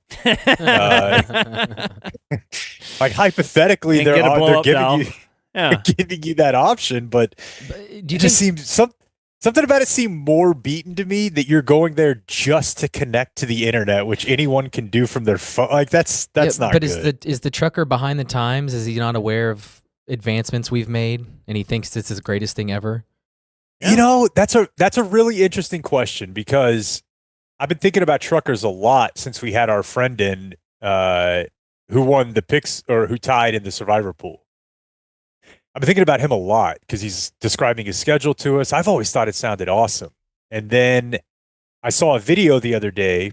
I guess this is kind of in the response to one, the ramping up of like ICE operations for illegal immigrants, and also that crash that happened at DFW the other day where an 18-wheeler just plowed into stop traffic. You guys familiar with this? No. It was in the last week or so. Is it on an Dallas, 18-wheeler. Texas TV? Yeah, and the guy, it was really weird because a guy who was on the freeway and saw it happen got out and went up to the truck driver, and the guy was wearing flip-flops and barely spoke English. And I guess there's a thing in the trucking world where they're trying to cut some corners by getting the cheapest people they can get. And for good reason, it is illegal to drive a truck if you cannot speak English and you cannot read English road signs. So I saw like a little TikTok video filmed by a trucker, a white guy, where he was saying, hey, I just got stopped and asked to read a piece of paper in English for the first time ever. Whoa. And he's like, I was looking over to the side and there were 7 or 8 people in handcuffs. And it's a $10,000 fine. Your company gets fined $50K. But I say all this to say, in the video, the guy was wearing one of these. Like he had a full like radio headset on. And I just started thinking like, man, trucker, that's probably come a long way now. Like that's what they're talking back and forth with? Yeah, like it was a full pro like radio or gaming. I'm sure maybe they have them specifically Do for they still have truckers. CBs? Man, I bet if they do, it's wired through the headset. I bet it's a channel they can flip over to. All phone calls. I don't think that thing comes off when you're in the rig. And I'm not saying they're all like that, but I feel like now you could deck out your rig to a point where it's just entertainment heaven. So it's like a cockpit or something. Yeah. You're able to talk back to the tower. Yeah. Yeah. And I mean, the The Shepherd guy, Tower. again, this is like a 60-year-old white guy. He had a mounted camera from which he was doing TikToks. And he was like, follow me for more on my journey. I'm like, you know what? I might. Actually seemed kind of interesting to me.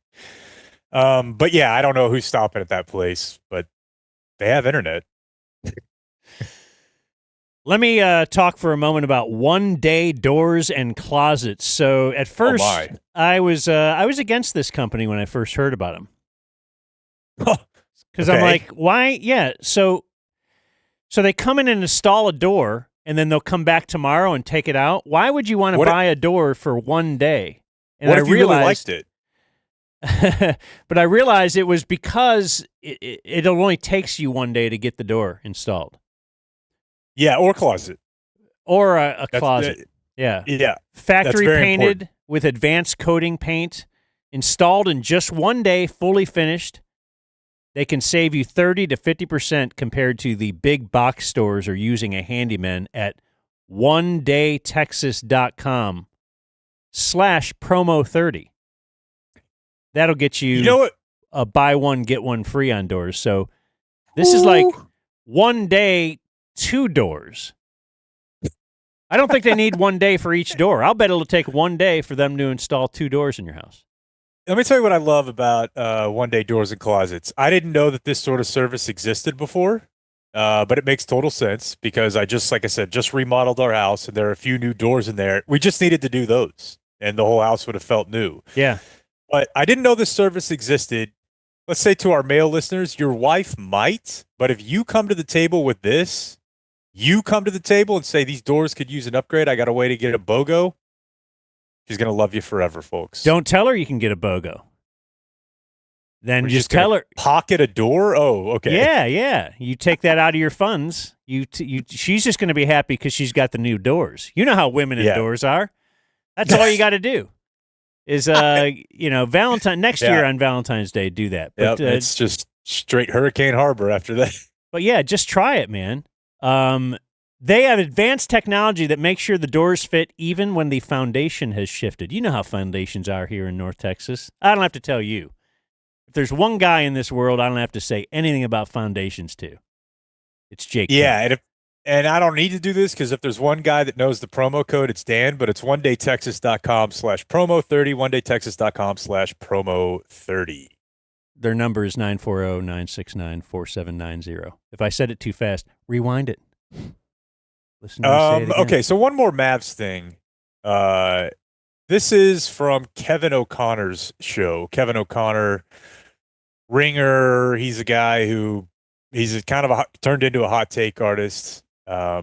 He's actually the guy that was in the news recently because he reported that Quentin Grimes said he wanted out of Dallas after the Luka trade. Yeah. And Mark Stein has since said that's just not true. Like, and Grimes was even asked about it kind of in an interview that he did where he was super cool about Luka and was like, the guy busts his ass. And I don't think that happened, but in any case, Kevin O'Connor will throw it out there and he'll also get big name NBA players or NBA players. And in this case, he had Marcus Morris on. One half of the Morai and the half that was not a Maverick that was sent to the Lakers. But, they beat up high school basketball coaches that I think are having sex with their mom together. And I generally think they have the same thoughts on the NBA together. So even though this is Marcus, not Morkeef, I think it probably tracks with what the room was thinking. And they get into the Luka playoff Michael Finley beer video and just let it roll.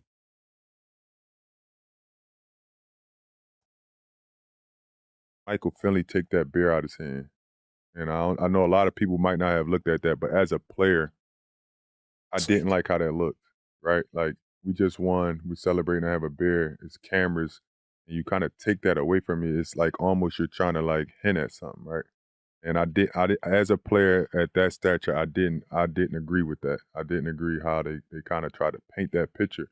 So now, fast forward, you kind of painting that picture the entire time that he has a drinking problem, that he's overweight, right? And I don't feel as though that has anything to do with his play. Yes, he was injured. A lot of players get injured all the time. A lot of players take a long time to come back, but his production level is through the roof. So how do you sum up, okay, it's time to trade this guy? Like, how did that come to your mind? And then not only that you trade him to the LA Lakers, a team that you have to see every fucking year, 4 times a year in the playoffs. So what do you think is about to happen when he goes to the Lakers? You think he's going to be, who you think? He's going to be Luka Doncic 0.20. He's going to kill. He has the best player possibly ever. Now he can see the work ethic. Now you can see what goes into the day and day of being greatness, right?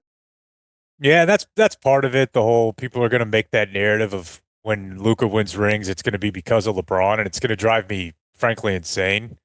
But not as insane as him, just the fact that he's not a Maverick. But, man, I don't know. That feels like something that I would say. Like, that I would look at that Luka Michael Finley beer video and be like, this feels in hindsight nefarious. Like, they were trying to paint some picture. Like, they always were trying to make sure that he was on the defensive about his off-the-floor activities. But I'm not there, and I have no idea. But this is an NBA player who's been on like 12 teams, and his brother's been on 12 of the other ones, right? And if he looks at that and says, that feels like a setup, then he's probably not the only one. And keep in mind, the Morris twins have major beef with Nikola Jokic. You may recall that the Jokic brothers almost fought them at a game, and they were taunting each other and threatening each other on Twitter. Nobody's tighter with Jokic than Luka in the NBA. So you're getting the respect from those dudes. I think that says a lot.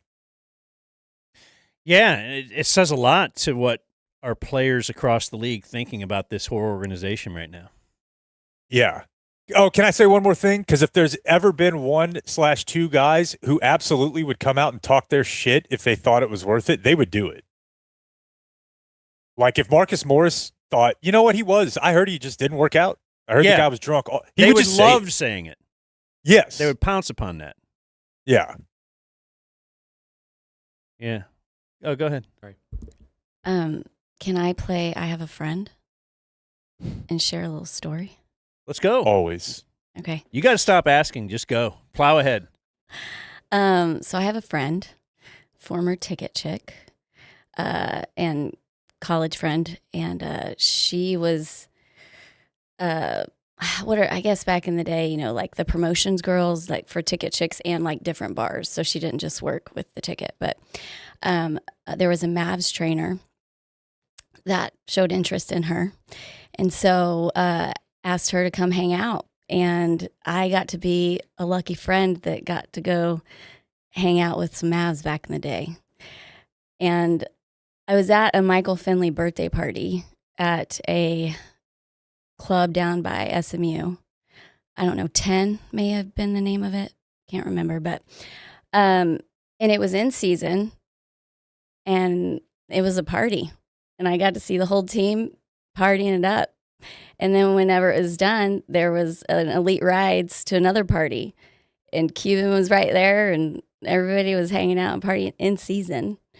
Because I don't know when's Michael Finley's birthday. I don't know, but so I just think that video of Michael Finley taking the beer from Luka is a little odd, but that's just my 2 cents.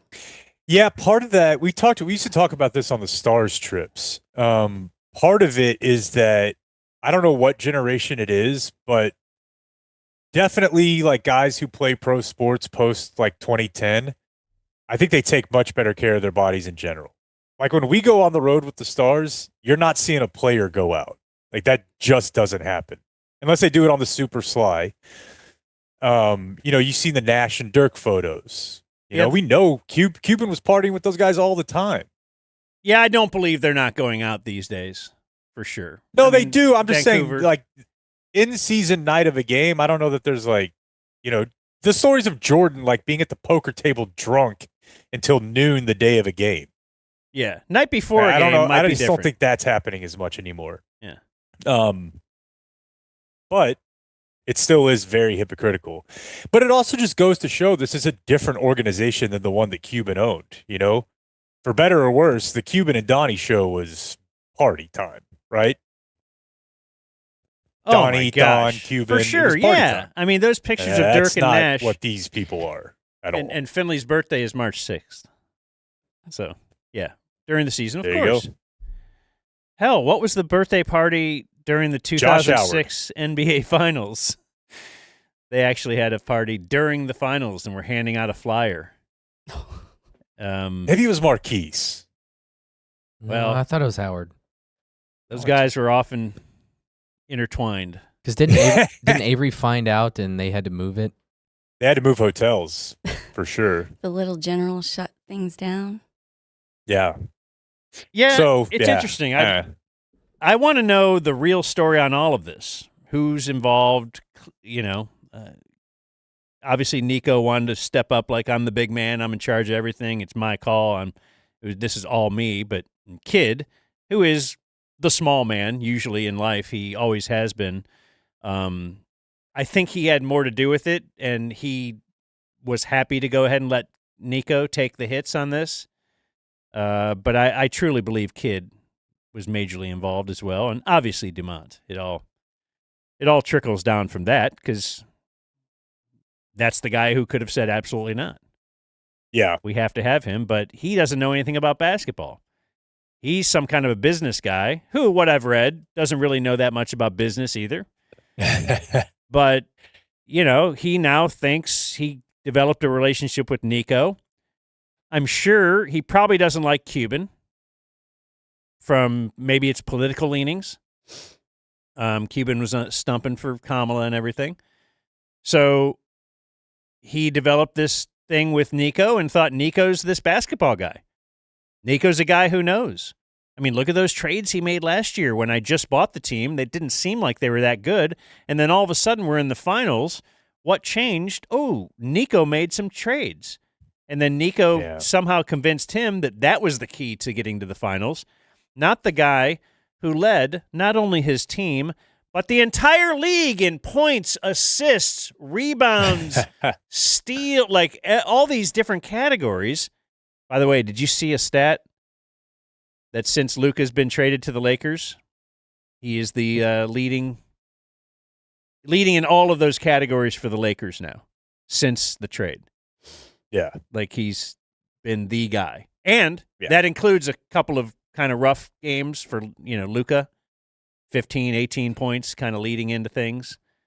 Banged up. Getting his legs back under him. It's almost like he can still be productive if he's not 100%. That's what Markeith, was that Markeith? That was Marcus. Marcus Morris was just saying that's the whole thing here. This is what he's like as a young kid who doesn't take things real seriously. Imagine what he's going to be. He's not even to his prime yet. Whereas you would say Anthony Davis, if he has a prime, he's at the tail end of it. You would say this guy hasn't even started. You're not even sure his peak. That's why you absolutely, under zero circumstances, get rid of him. So my other sports story, just a quick hit here. I know, it's men's college basketball. Well, women's. It's college basketball that we're all fired up about right now. But this is a story that comes to us from the world of college baseball. It'll be that video in there, Clayton, if you can have that one ready. So this is a Dan McDowell special. I'm on Twitter, and I see an account for a guy named Mitch Voigt, Voit, and it turns out he is an outfielder for Michigan's baseball team. And I come into contact with his account as he is apologizing. Ooh. And So his now you had to go accounts- search. Why is he apologizing? Sure. It says, I would like to apologize for my actions on third base yesterday. I made an immature decision in the heat of the moment. And I got to tell you, 2 sentences in, I am like, gotta find this. Like, what could it be? How Kenny Powers is it? Like, he's specifically saying on third base. I'm like, this is nice. So I went and found it. Because he said, the gesture I made does not reflect my character, the household I was raised in, bingo, or the block M that I represent in any way. I take full responsibility. I'm truly sorry to those who have been negatively impacted by this. What could he have done, man? Did he go full Elon as soon as he got in for a bases clearing triple? There you go. Or what could it have been, Mitch Voigt? Well, let's play the video, and I'll let you guys react to what you see. It's very short. Oh, yeah. How has someone not done this before? He did a sniff of the white line. So he slides into third. He's already on his knees, so he's down near the chalk line. And he mimed. And he goes snorting cocaine. Yeah, and he just rips up the first part of the 3 to home line and just goes up with like a crazy cocaine face. And he's got like that college baseball white guy hair that's like kind of Patrick Bateman or Wall Streety, where he just has that like throwback look. Yeah, I thought that was like the coolest baseball celebration I've ever seen.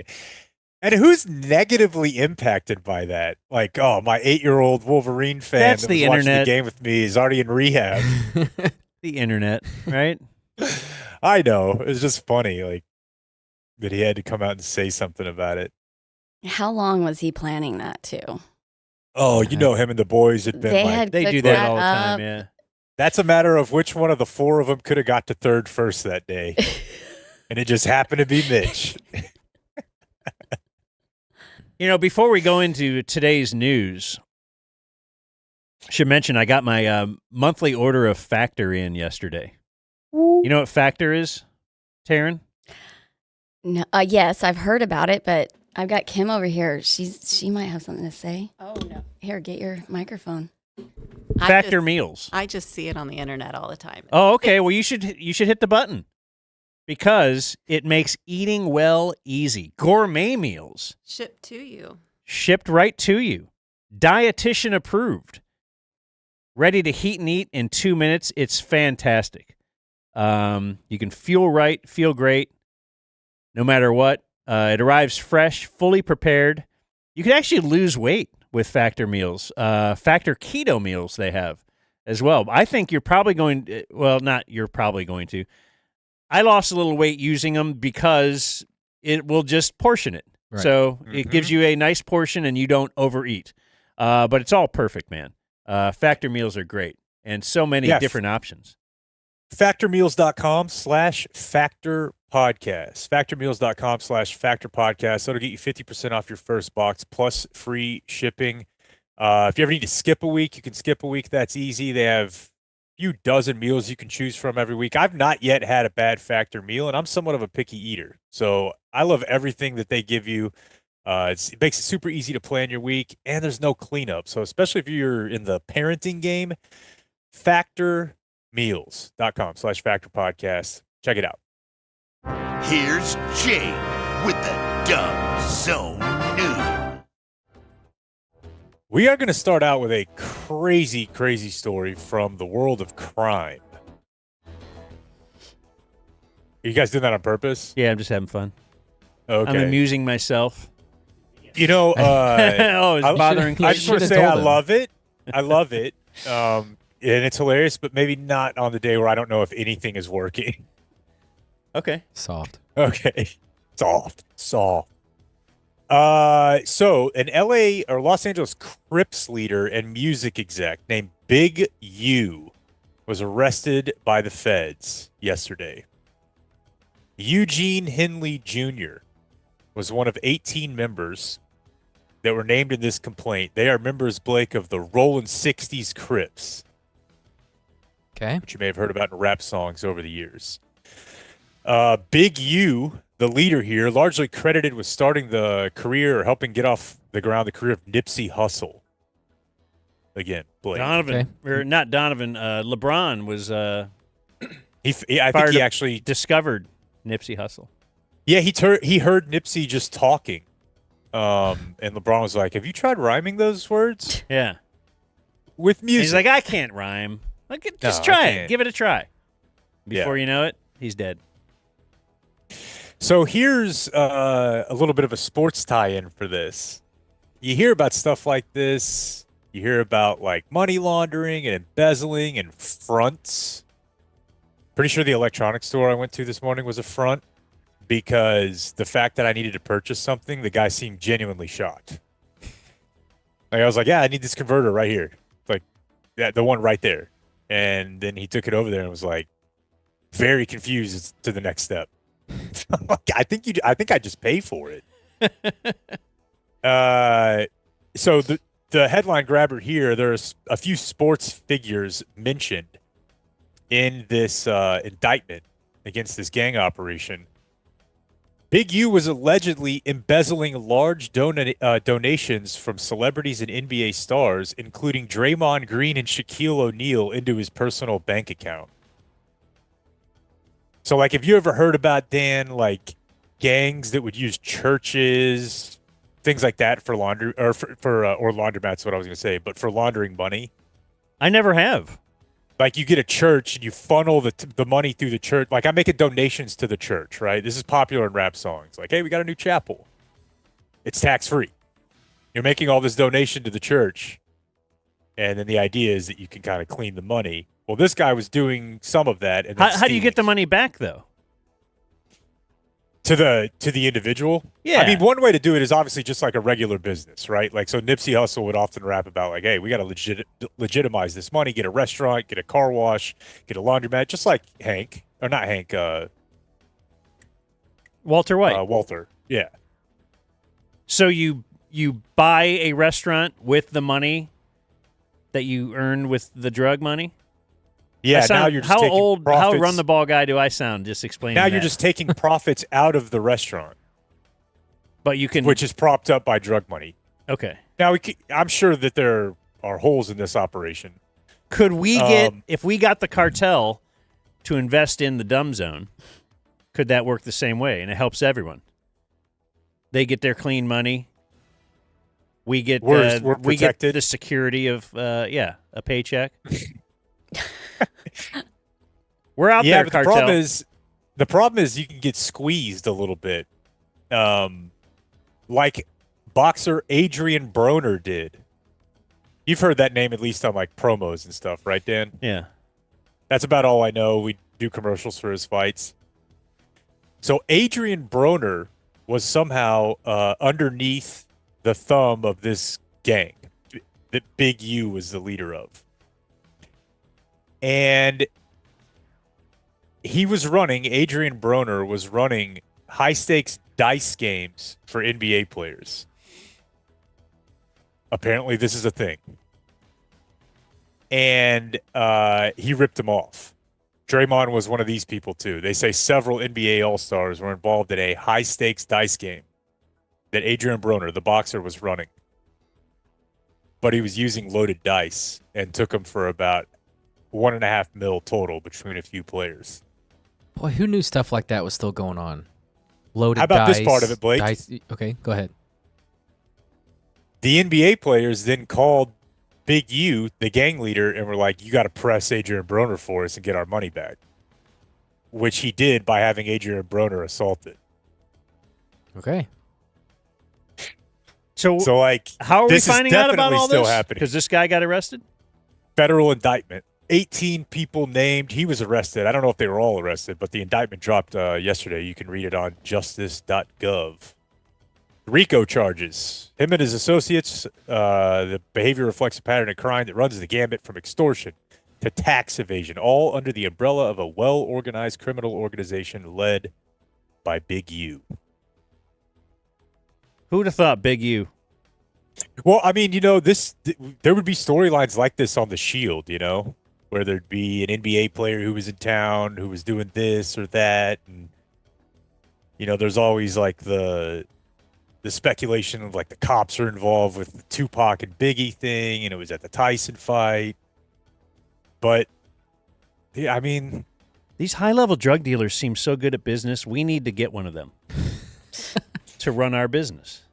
Yeah, Like, they I know do what think, they're doing, though, man. They definitely know what they're doing, but I think And then the people are problem afraid of is- him. You think Blake's going to show up late?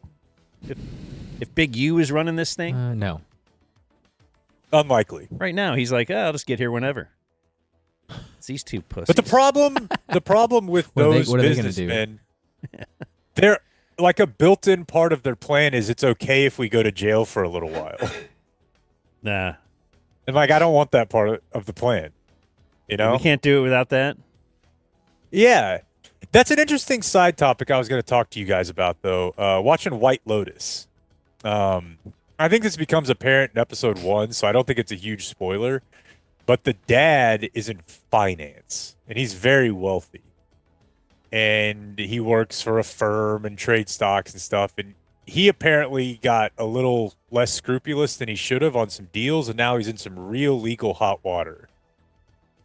And at one point, his attorney tells him, like, I think you'll do less than a year.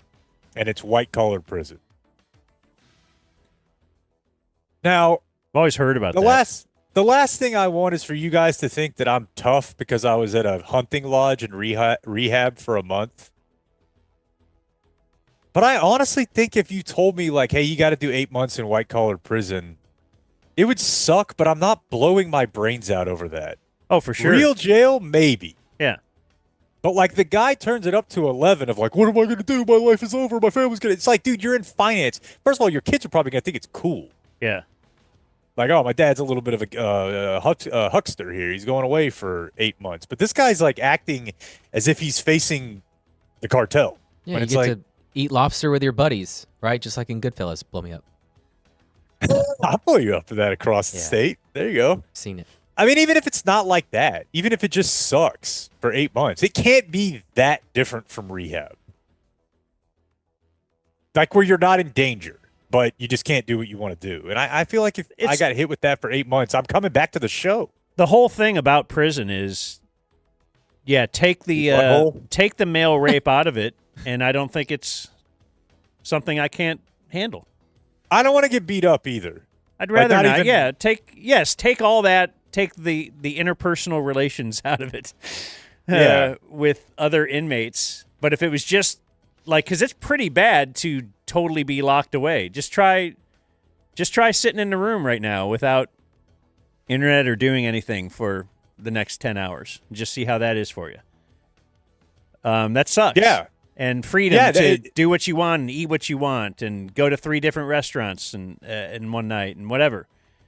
So that's really, really bad. Like, all of that is just terrible, and that's the whole thing, what it's supposed to be.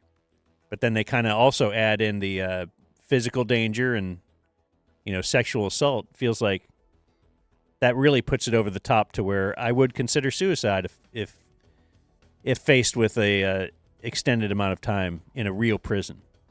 Agreed. And I don't think I'll ever waver on that front, despite the fact that TikTok is definitely giving prison a glow up. Because I see these dudes, decent TVs, better than this one right here. Yeah, they're playing 2K, smoking cigars, and that one guy got to nail the prison guard chick. I was gonna say I saw another video where a couple of guys were just having fun with one of the coworkers there, and she was into it. So doesn't seem all bad. 3 hots in a cot. Get to work out. 3 hots in a cot. Yeah, chill with your bros. No, I think Blake's takeaway is the right one. How is this just still happening? Like, Draymond Green makes $30 million, $40 million a year, and he's like, I need to go play dice for $500,000, get ripped off, and have to call a guy who's going to jail to get my money back.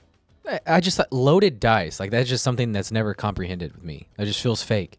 Now, how do you do that? It's just weight, right? Okay, but yeah.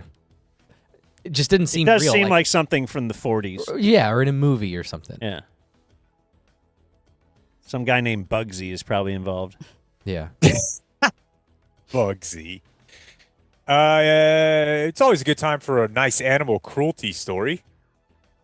This story comes to us from Weatherford. There was a 23-year-old man there who pled guilty earlier this week to 12 animal cruelty charges And here's the worst part. He was working at an animal shelter.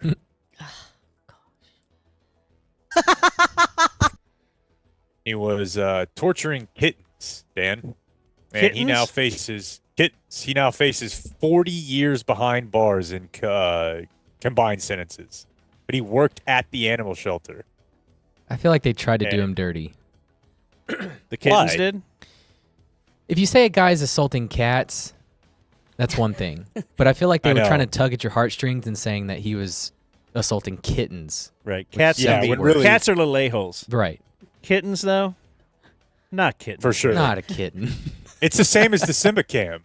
Like when they put this, if you put it like a full cat up there, you're like, what'd he do? Yeah. Holding up a 9-year-old on Simba cam, and everyone's like, I don't believe it. I don't like that. But, I guess if, like, to you, Blake, you're saying that if it's an adult kitten, then he can do things like stomping on their heads and their necks in cages, kick them, throw them across the room, and the throwing in the trash can. You're saying that's okay. What's the age cutoff? You said that's okay? I mean, when they grow up, they've experienced some life and it's not as sad. But when they're a cute little kitten that's done nothing wrong, they're just innocent. Okay. That's an evasive answer. Yeah, I can't put a time on it. It's just best. It depends on the cat breed. Yeah, we've always had like the suspicion of any violence towards an animal like portends serial killing. But how would we find that out? Like, you don't hear about all the kids who just are good American boys who love torturing a cat, who go to work at GM every day for the next 40 years and don't hide anybody in their basement. Yeah, not everything escalates, right? I mean, certainly if you do heroin, you might have started with a marijuana cigarette. But not everybody who tries pot ends up doing heroin. So it's not necessarily a gateway. Are there people out there who just do a little light torturing of kittens, and it never goes beyond that? They never get it up to a human level. Also, I'm telling you this because my kid is hitting the cat, and I'm trying to. No. I'm trying to tell yourself she's definitely not or he's not a serial killer. Yeah. When you know in your heart. We're trying to thread the needle of like it's okay to mess with dad. Like you can't hit kids at school, but dad, you and dad can wrestle. So he'll like mess around with me, and it's like it's fine, and then he'll go hit mom. And he'll walk over and hit my wife. And she's like, no. Only dad. And then he's like, hit sissy. And we're like, no. And then he inches over towards the cat and raises his hand up. And he's like, hit cat? And we're like, no. And he does. We'll give a little slap. Boy, this guy got 40 years. I feel Yeah, like that's what I said. They added up all the crazy. charges. It's like 15 charges. You get 2.5 each. I don't know. You're cooked. Boy, his mugshot, he looks creepy. Jake, I Looks feel like a like kid you killer. have Dude, he really does. missed opportunity on your hands right now. You as a parent, this is your lane. You are fight night king. So you get a punching bag and you show your kid. That's gonna happen. I've got a punching bag. He will be. Well, so when he's trying to hit the cat, just redirect. You're allowed to. He'll hit be this. well aware. Yeah. He'll be well aware. All right, there's your news. Shout out to Draymond. The Dumb Zone News. Like and subscribe. Hey, Claire, you remember that one time the Frankels got me that huge car accident settlement? Oh, Cornelius Falcon, how could I forget? Yeah, that was super dope. Was that a fart? Please stop talking. Anybody here know the phone number to call Frankel and Frankel? I'm looking at you, Taryn. Me? 214 or 817, and then what? 33333. That's right. All threes. That's what you hear right there. 333. And when they pick up that phone, you're going to talk to a partner, not some spare. Like Blake's not going to answer the phone. You're going to talk to somebody important at Frankel and Frankel. They're personal so like injury when they lawyers. answer, When they answer, be like, "Howdy, partner," and see if that gets them going. I'll tell you what. Never do I think about the Frankels more than whenever I'm driving on 45 South. Oh yeah, Yeah, dude. there's some nastiness out there. There is some nastiness, and as we mentioned before, the 18-wheelers, I just feel like they're kind of getting a little loosey-goosey out there. If you find yourself in a situation where you're injured, then call the Frankels right away. Make sure you're okay, then call the Frankels. And if you, in fact, deserve money, that's the sound you're going to hear, folks. That's a cash register. For those who don't know, paper money, people used to pay for things with an actual physical piece of. Anyway, they'll put a lot of zeros in your bank account. They're going to fight for you at Frankel and Frankel. Now what are we doing? Oh yeah. The Dumb Zone presents Today in History. Are you guys hearing that? Yeah, dude. That was crazy. Thanks, bro. I'm just trying to make you laugh. I miss you guys. I don't think you do. I think I you're actually happy do. that you have a beach. Oh, I forgot. We have some viewer mail birthdays I should start with. This one is belated. I missed this the other day. Dear Sultan of Slit, I'd like to wish myself a happy 41st birthday on Sunday. Claim to fame, I saw Jake at Esparza's once. Solid. Congrats. It's a good outdoor spot. I went to college with TC. My heroes are Dan's cashier crush at Central Market and Jake's adherence to the law when it comes to parking. More Severance Soroy, Danny Bayless, and Jake's Secrets from the Stall bathroom recordings. Shout out to my hot wife, Casey, from Chase Violet. We have, hi, Dan. I'd like to wish my brother Brenton Hill his Dirty Dirk Swish birthday, 41. The S that makes him mad is people eating peanut butter as a source of protein. His hero is Jake's lunch tray. He just finished being hard for 75 days. Stay hard, Brent, from Jared Hill. Can I ask a couple follow-ups? Like, what was all of that? Why? What does he have against peanut butter? I'm just reading. I mean, stuff. I'm with him on that. No. I know. I'm not mad at you, Tim McMahon. But hard for 7. Is that like a workout plan, or is he literally saying he's making a joke about a boner? I wish we knew. And then peanut butter. Yeah, I don't like peanut butter, but I don't have any problem with people eating it as protein, right? The 75 hard challenge is designed to push you to improve in the areas of physical fitness, emotional resilience, and mental insight. I thought I'd seen that on my Twitter account. Yeah. Where all the right wingers are pushing me how to be ripped. Have ladies want me. Probably waking up at 5 and thinking he had 3 days to your 1, something like that. Try it. You know, I hate to ever admit that I was slightly wrong about something, but I love getting up early. You get a lot done, man. You do get a lot done. I mean, I used to get a fair amount done late, but feels like it does feel kind of good if you get a bunch of stuff done and it's like noon. You're like, oh, man. I just feel like now I can do nothing. I feel good about it. Yeah, I just feel like your brain works so much better in the morning. Yeah, maybe that's more just me, but I know at night I'm like, oh yeah, simple math is a problem. Dear Clitoral Explorer, we want to wish a happy Ryan Brokoff birthday to friend, mechanic, good dude, Day 3 DF, and co-founding member of the Mesquite chapter of the Beehive, Brad Business Time Palmer. That's awesome. A lot of bits here. Leaders are Vag Radio, Lapdog Dan, and California Sober Jake.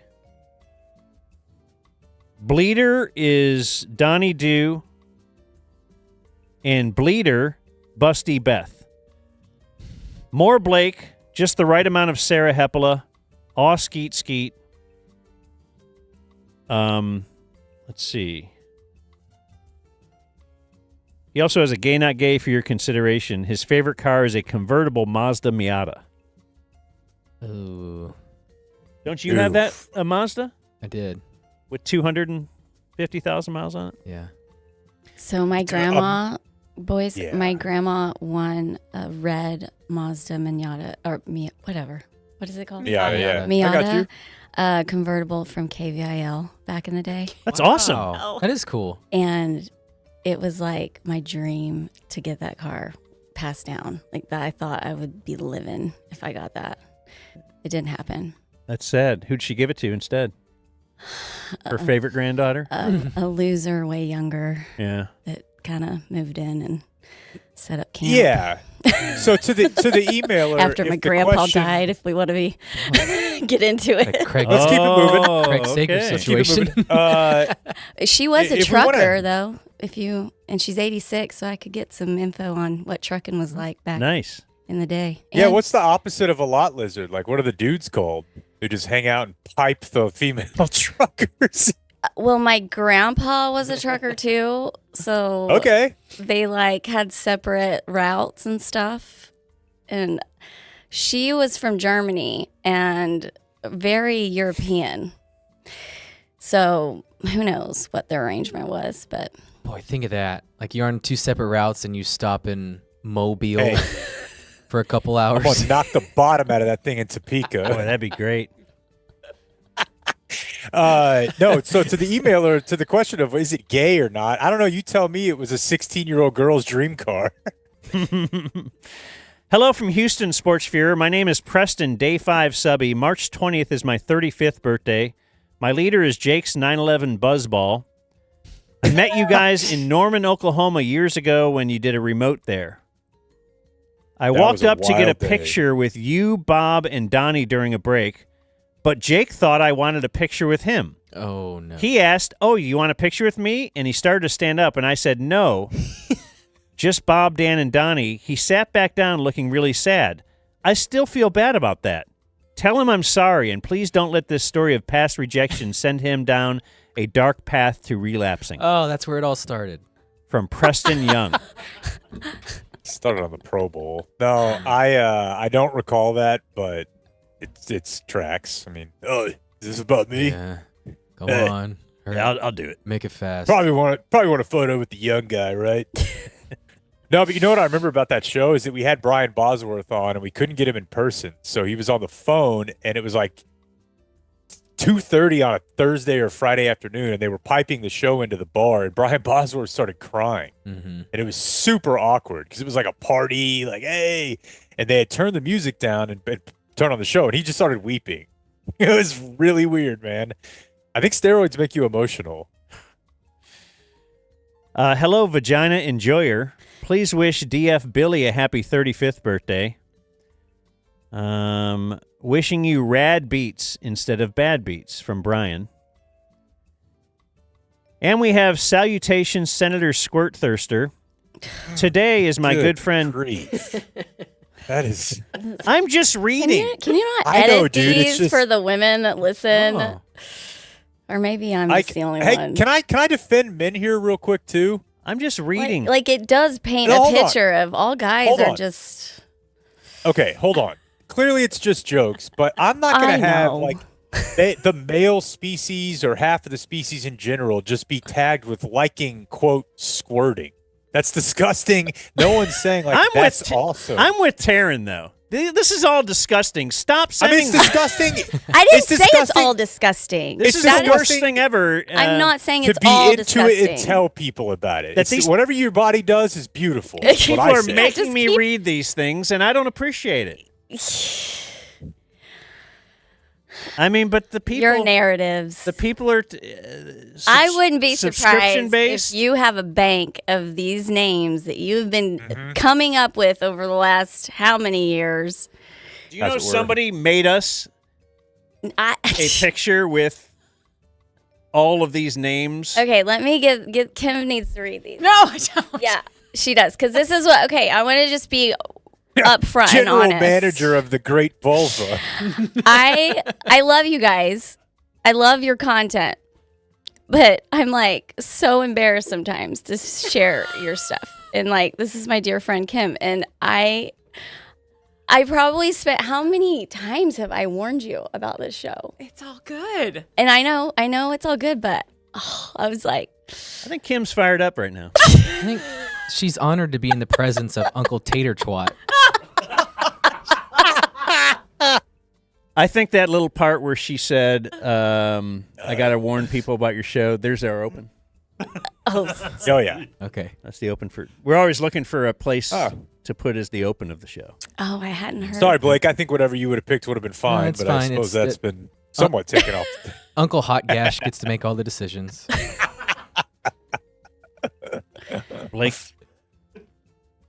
Blake was looking for, where did I say something that was entertaining? Oh, I've already got it marked here. Where was I? Oh, March 20th, my good friend Charlie's Bill Masterton on the Stars birthday before his tragic on-ice death birthday. Dang. Charlie's leaders are Grease the Crease Friday, the insurmountable expectations that Hawk Tua girl will face on every date going forward, and 5 Minute Stranger's debut album, Meet Me in Mexico. This is from your Respect. New Hampshire DF, Alex Posani. Now, we have some Today in History. Today, Thursday, March 20th. Are you offended, Kim? No. Are you appalled by being here? No. Are you upset that Taryn has brought you here? No. And is it only because we're going to promote the Meg Matters that you're not offended?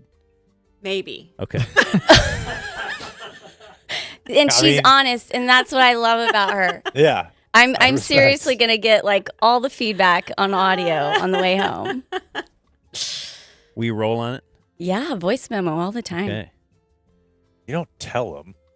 I think that's not okay. Like your bathroom bit, no, that's not all right. You can't record audio in the bathroom. All right, Mom.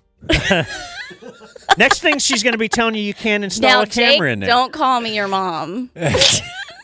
Like all of a sudden you can't put a camera in there either, right? I mean, I don't mean You know, it from I'm like not an gonna lie. a Your demeaning toilet was doing age some thing. weird stuff.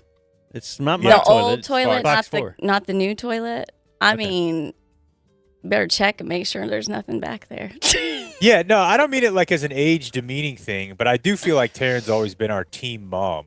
And what that means is like your mom, well, just because your mom is kind of like when you're acting up, your mom is like, God, they're disgusting. But if somebody else She were to still be like, loves "They're you, but disgusting," she she'd be wishes like, you were "Hey." way different. Yeah, but if somebody else pointed it out, she'd be like, that's mine. You don't talk about how Yeah. gross they are. I do. I mean, she brought us sandwiches today. I did the best sandwiches. Only the best. 7-Eleven, chicken salad, egg salad, tuna salad. Get them. On this day in 1969, John Lennon marries Yoko Ono. He was probably 28. never beat her. He ended up beating her. He was 28. She was 36. I don't know if he beat her. He definitely beat his first wife, though. Oh, my bad. Yeah, you're right. That's true. In 1984, on this day, Bum Bright purchased the Dallas Cowboys from Clint Murchison. Bum Bright. His name is Bum. Bright. Yeah. Yeah, it was really funny listening to that business guy do a podcast on Jerry, and he's not from Texas. He's not a sports fan. And he was just like, you're not going to get a load of the names of some of these people. His name is Bum Bright. They own the Cowboys. I'm like, yeah, Texas, bro. On know this some day in bums. 1996, a jury convicted Eric and Lyle Menendez of first-degree murder in the shotgun slayings of their wealthy parents. There was a little groundswell of, hey, maybe they didn't do it because of a Netflix thing, and then that feels like that's died down. Yeah, I think there was also, I think it was a political thing. Like, there was maybe a DA that was running that had a lot of support of the celebrities that was trying to use that as a springboard to office. But then the whole place caught on fire. What's I up think with they had politics these days, guys? Chill out on that. And on this day in 2020, Tom Brady signs with the Tampa Bay Buccaneers. Becoming You know what? the It's funny. People forget they signed him on the strength of him being able to throw a ball into a jugs machine. and that would start a trend of the Buccaneers just always having the best quarterback in the NFL. Started with Tom Brady. continues on to this day. Elsewhere in birthdays, Pat Riley, 80. Mookie Blaylock, 58. Bobby Orr, 77. Mike Francesa, 71. That's from Mike Bobby and the Orr Mad is Dog. not the super racist one, right? It's Bobby the Hull, Hull maybe. father. Yeah. Yeah.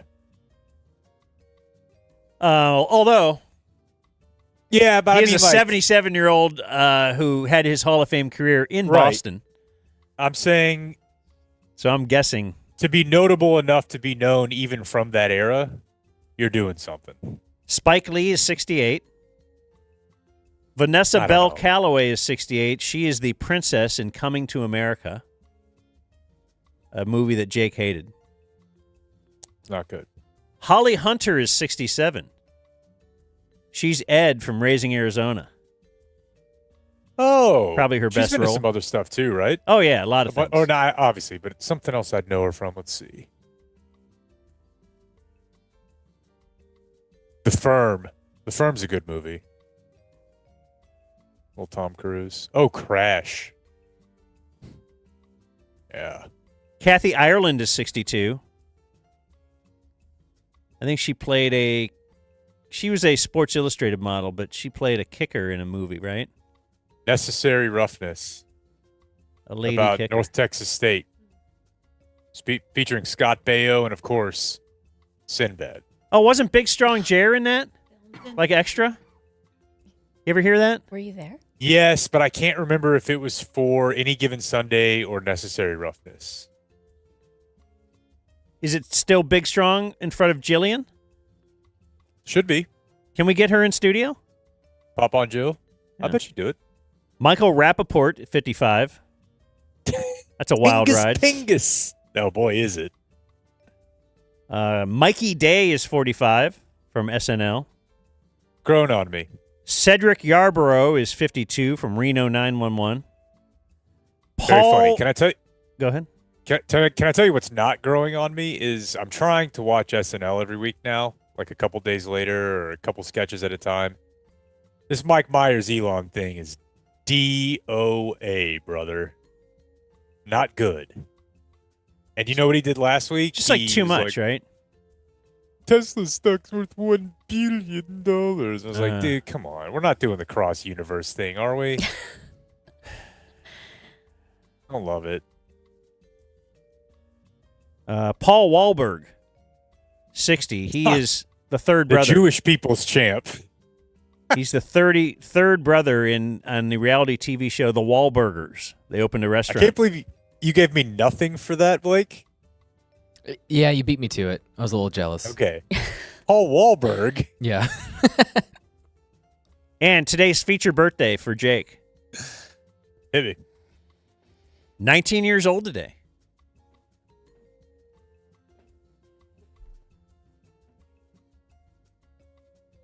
Barron Trump.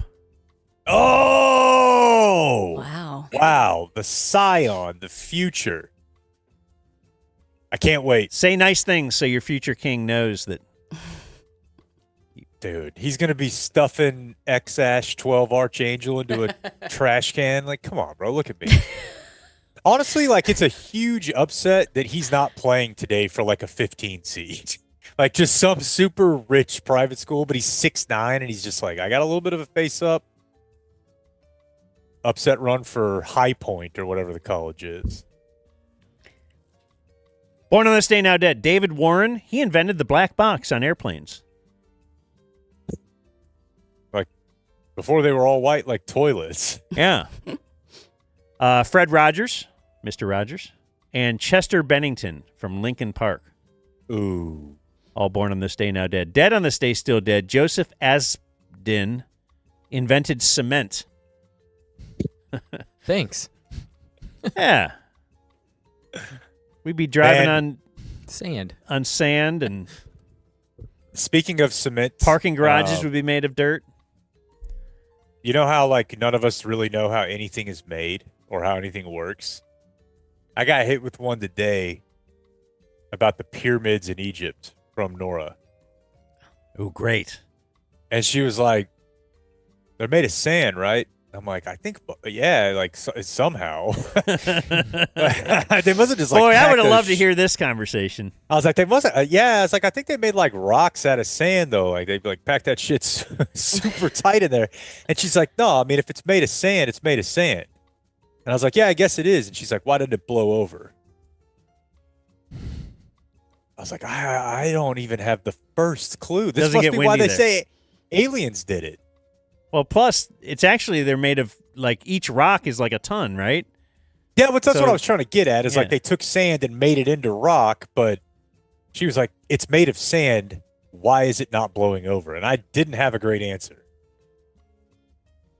Like usual. Yeah, no, I would have liked to hear that one.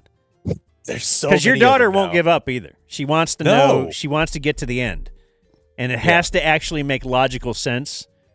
And that's where the problem is. When you're trying to come up with my kids, you could have lied about everything, and then she doesn't buy it. No, your daughter will not buy it. Well, why? Like, look, I don't know. I started drinking because of you. Look at the timelines. Oh, anyway, Kim, lighten up. died on this day in 1899, Martha Place. She was really a hero for you two and for my daughters as well. I would every year on this day, me and my daughters would have a special cupcake celebration. Martha Place was the first woman executed in electric chair. So women can do anything. What did she do to get that sentence? Was it She was kittens? just testing it. Was it kittens or cats that she Yeah, was it must have been. torturing? I bet it was kid related. What was her name? Martha Place. No, she probably just flashed a little too much leg in public or Did she something. try to get a credit Got on card? an elevator with a black guy? No, Yeah. actually, they would have fried him for that. She tried to get a credit card. Yeah, she tried to get a credit card. Or, yeah, she 200 went to years vote. too early. They found her voting. Get your stuff out of here. Joe Zangara, he was also electrocuted, but it was for trying to kill FDR. Big John Studd, who it says here, wrestler Ty, and died on this day in 2020, Kenny Rogers, who did Coward of the County. And that was Today in History. Damn. And The Gambler, and threw a perfect game. What's damn? What did Martha Place do? So she went to work as a housekeeper for a guy named William Place, and they eventually got married a year later. He had a daughter from a previous marriage, and she tried to kill him with an axe, but he escaped. So she didn't even finish the job. Typical. Yeah. And no reason as to why the axe was involved. Like, what was he doing? It doesn't say, but I mean, He was probably just being a cool guy. Probably, She yeah. just like- all of a sudden picked up an axe and was like, He was co-parenting, he was listening to her. They were praying together, meditating, and Yeah, I'm sure in He was just a normal 1899, guy. men treated their wives he was great. he was just respecting her too much. Yeah, he was helping around the house too much, and she got Yeah. mad at that. yeah, Because you know how women will get leave those dishes alone. right. They're mine. Yeah. My wife is always yelling at me, "Stop! Wait! Don't touch that vacuum cleaner. I'm going to do it." Anyway, Wait, take your hand off that thing. I'll take over, anyway, or whatever. So Taryn, our good friend from way back, and Kim, our new associate. I won't call her a friend. In fact, I think after today, she'll want to have very little to do with us, except that the fact that we are promoting their great charity, Meg Matters. Right? Yes. Yeah. In fact, we are really supporting you. Yeah. Would you like to tell your listenership what you're doing? Go ahead. I just know we're we bought a title sponsorship Yes, you did. to your run. Community Crawl? walk. Okay, Yeah. Because, the Dumb Zone's all about getting the steps in, right? that's No doubt. right. Yeah. And so what better place for the Dumb Zoners to come to just think about some mental wellness. Jake's been, I think, taking people down a journey. Y'all's listeners have been hearing a lot about mental wellness through, lots of different ways. And so we at Meg Matters, I'm going to kind of reset. I'm going to try and be professional here and reset to when y'all did a remote out at Station 222. That's when y'all first gave me kind of a platform to share some mental health resources to your listenership. And so the people at Station 222 actually told me that if anybody calls in and wants to have an event there, we have an over and under. And if I win, I get to get another remote at Station 222 and invite as many people out from Denton or wherever, DZTV family, to come out and party. So I'm hoping that if anybody wants to do an event or anything in Denton, to reach out to Station 222 and maybe we'll get a little cutback for our nonprofit and then some fun times with DZTV. So very they cool won't. place. They will not allow you to have us out there for a remote again, unless a certain number of people call, or do they have to actually book the place? So they will allow a lot of things, and I just pitched it as a fun. Oh, okay, all right. We're doing bits. Great time. Yeah, All right. yeah. So just call in and say the DZTV sent you, and you'll get a discount if you book. And yeah. Okay, yeah, it is a very cool place. Yeah. But when I was on the last time, I was able to share a little bit about our organization, but I just want to, for new listeners that maybe didn't hear that episode, tell you a little bit about Meg Matters. So Kim here, my good friend, we have known each other for a long time.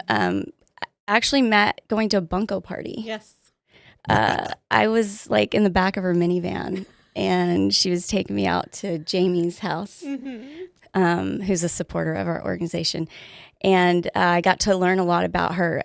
She was an advocate for bringing families together and helping kids get placed into homes through adoption. And so that's kind of how I first met Kim and kind of learned about her heart.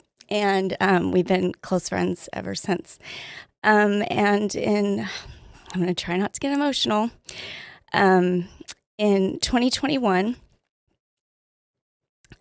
I had been experiencing my own mental health challenges, and Megan, Kim's daughter, lost her battle with mental illness in June of 2021. And so I was kind of at a really raw, completely broken place, and I could, I think, identify that in others.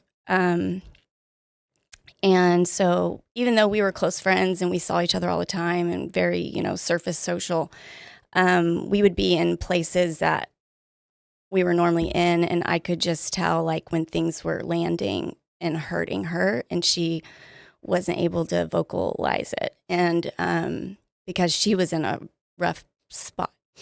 So together we kind of walked a path of what is life when you're in a really dark place, and how do you kind of crawl out of it when you don't feel comfortable sharing your dark places.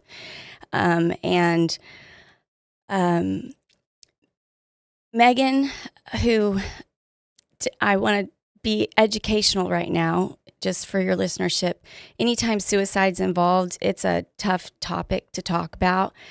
So you can kind of ease it a little bit if you say died by suicide instead of like committed or, killed or, all the things. So just so that y'all know that. Megan died by suicide in June of 2021. And about same time, well, probably about March of 2022, when we were kind of coming up on our trauma timestamps. Jake might be able to talk to this, but he's got 9/11 and he can remember 9/11 and make a joke out of it. And that's what I love about the Dumb Zone, is you can kind of joke about hard things and cope that way. But at that moment in our lives, we were like, we just need to get the heck out of Dodge. We don't want to be around our normal everyday because that brings up trauma. And so we went on a girls' trip and just talked about like what we could do to change things. Because really, like, all we wanted was to just save one kid. And so through that, Meg Matters was born. And we've been working really hard in our school district because that's where we have connections and relationships. And we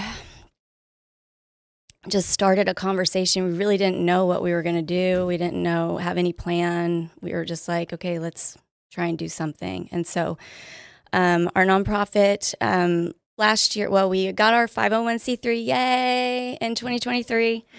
The IRS is scary, like real scary. I hear you.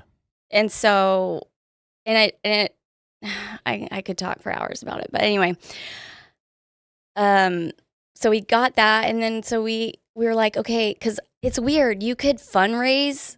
How was it explained to me? You can fundraise, and they'll backdate your 501c3 to when you filed, but you don't get it approved until like later. And so I'm like, well, I don't know. Like, I don't think I can go ask for money unless I have like an official document. And they're like, no, it's okay. Like, it'll be backdated. I'm like, I don't know. So we started in 2023 with our official, they backdated it to 2023. So in 2024, we did our scholarships for our Krum seniors. So you didn't have to have a GPA like requirement. It was whoever wanted to apply. We were going to offer $2,000 to the essay winners or the scholarship winners. And through that process, we provided 5 prompts about mental wellness, basically, and like things like who taught you how to be kind, and just different things like that. And we had 17 students apply, and that was like a whole therapeutic process for us because we read all those essays, and like it just further like committed us to what we were doing, because these kids have been through so much and they're like still able to apply for college. You're like, how are vulnerable? They're vulnerable. But I mean, the process of like doing all these things and writing out their trauma, and seeing the silver linings and having the resilience, and it just blew us away. Like it made us just more dedicated to what we're doing. So after that process, our superintendent, awesome guy. I'm sure he would love to be on if you wanted him to. Jason Cochran. He has been working with us, over the since 2022 when we talked to him. And he's like, okay, we don't know we think we can get a grant, but we're going to hire a social worker. So that was like his charge. It's like, we're gonna get a social worker in. So we have been working with them and trying, to get everything set up and programs. We've got suicide prevention programs in place, peer support groups for kids. We've got community wellness activities that we do, community outreach where we invite the parents. We have a professional therapist there. They do presentations for whatever the needs are. So after we kind of started walking down this path, like people just kept coming to us and expressing needs. And so now we're just like, okay, let's get everything done. What can we do? So we did our first fundraiser was called Krum Fun Days, which is run by Stephanie Thompson, who is a volunteer that works with us in our organization. And that was our first community outreach event. And there was one guy that absolutely just crushed us. He came up to our booth, and our kids were there playing games with the kids and telling everybody about our organization. And if they wanted to know more, they would come to me or Kim. And he was a grown adult man, right? You're not expecting tears because I've only seen men cry at Remember the Titans, just somebody talking to you just in conversation. They don't typically cry. And he was breaking down, and he was an ER doctor, and he said, he was so happy that we were doing this work because kids are brought to him in crisis because parents don't know where to go. And he is a doctor in the ER to fix bodies. And so when it's someone that has their mind that needs help, there's not much he can do at that point. And how crucial it is to be proactive and be getting resources out and having these conversations and making safe spaces so people can talk so that you're not in crisis mode and have to do something that is going to be something that's really hard to overcome. So that was our Krum Fun Days experience. And so from there, we were like, well, let's do a fundraiser. Well, what do we do? And so we came up with the walk. And it's I would love for anybody that's interested in knowing about our organization and what it looks like actually out in the wild, like what connection and community and caring look like, to show up at our Krum Community Walk, April 26th. It's a nighttime from 6 to 9. It's totally free. You can register. I'll get Blake all the information to put in the show notes and send out and share on the socials. But you can register, and if you do by April 1st, you can get a T-shirt if you donate $25. And the T-shirt will have Dumb Zone's logo on the back because y'all are a proud supporter and sponsor, and we really appreciate that sponsorship. Like, it's so huge. Our organization is 100% volunteer run. Like, no one's getting paid. Everybody that has come into our world that has wanted to help is just doing this as a side gig, and every day we're just so appreciative of everybody. So so that's why I'm here, and I hope that anybody that wants to know anything about us can go on the website, send us an email. If you're in school districts, like if you work in a school district or if you're a parent in a school district and you're not really sure what programs are available for kids that are like having, mental health needs that are going unaddressed, send us an email. We would love to kind of see how we can help out everywhere. So, or if you're a CPA, or what is it that we need? Anyone. Someone to do. It's like we've asked people to help us with taxes, and it's like someone's quote us that already does taxes, $1,000, and it's like when you're volunteering all of your time, you want that $1,000 to go to activities for your kids and to help the community. So it's hard to say, okay, we'll do my tax, I will pay for that. So anyway, if anybody wants to help out, we would love that. And yeah, I'm sorry. What's a contact then? The contact. Like you just say, we love that. So I could just see somebody out there going, yeah, well, what do I do? Okay. So Blake's going to put our website and then on the show notes. Okay. And we're going to have a flyer that I'm going to give Blake. He's going to send that out through socials. But somebody who wants to help, let's say there's help. a CPA or somebody out there like, hey, I want to help out. Yeah, send an email to Meg Matters at gmail.tx@gmail.com or our website, megmatterstx.org. Yeah. Okay. That's what I want to know. Yeah. Sorry. No. And so besides buying a sponsorship or paying for a sponsorship to be on the T-shirt and stuff, and I know that's how you guys can make money. Yeah. Other people can just donate money if they go to that website? Okay. Yeah, for sure. There's a place to click. There is a place to click. Or just come to our walk. And we really just want people to come. We're providing so many resources there. All right. For their own mental wellness. Yeah, something that we're really proud of is we're going to have special designated people there, like with green shirts on. You can clearly identify that are professionals if you needed to talk to somebody. It's going to be a fun event. It's not going to be sad. We are, going to be remembering and honoring people that we really believe, because we know Megan, and she is a creator.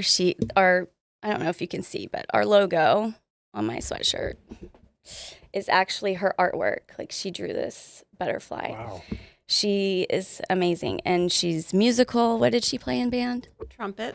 Yeah, she's a trumpet player. She's just she was a light and continues to be a light. And so we're trying to just recognize that a lot of the kids that struggle are just really, really empathetic souls that feel the weight of what they're experiencing around them. And the scary thing is we don't know what they're experiencing around them. We don't know what's going on at home. And it can be as simple as like parents just got divorced and they don't know how to handle the change that is coming their way. And so, it's just, we're just trying to be aware of the needs and address it. So thank you for providing funds to support us.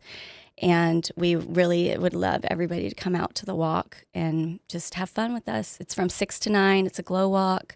There's going to be food trucks, and it's all free. All the money donated will go to our cause.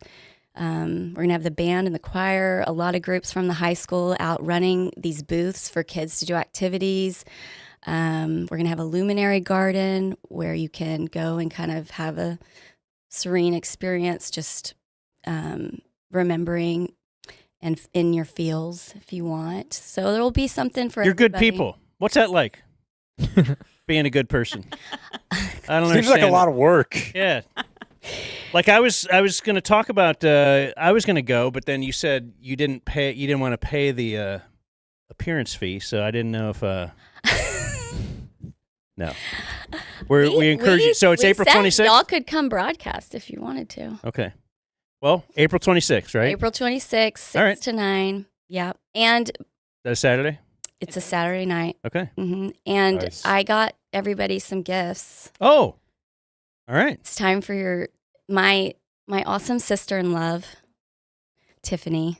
So she's my sister-in-law. Hold on. Yeah, we're not doing that. This is a new bit. We're not doing that. Do people do at that? all. Hey, what's this What do one, you Taryn? mean? What's this one? What do people mean when they say, like, if I heard someone say my bonus daughter, is that just stepdaughter, but not like shitty? I don't know. I have never referred I've heard to it anything. twice in the last month. Somebody was like, "Oh, his bonus daughter lives over there." It's your kid's friend that's always there with you. You kind of have Oh, adopted them. no. It's just your bonus kid. I have some of those. Kim. It's a new thing. It's your bonus kid. I'm the kind of mom that doesn't have any bonus kids. I can only handle Well, my mom own. definitely did. I mean, we were like the neighborhood house. But if my mom was like, "Drew, my bonus boy," okay, at least now I know. Nope. Now I That's know. what it is. Okay. Sorry, sister-in-law. Oh yeah, Tiffany. She's my sister-in-law. But we say sister-in-law jokingly because, who wants to just be like, "Oh, my sister-in-law." That gives like a negative connotation. I don't know why, but it does. So we say sister-in-law. Because the law sucks. The law does suck. It's true. But it's great to have new family members. So anyway, she is my bit queen. Like anytime I'm like, I need a shirt. Can you help me with this shirt? And just don't ask questions. She's like, sure. So anyway, everybody got a shirt. So I want y'all to look at your shirts. Jake got one? Yeah. What do you got for Jake? I'm going to wait. Till That's the ender? Yeah, it's the ender. Mine says Air Farce 1.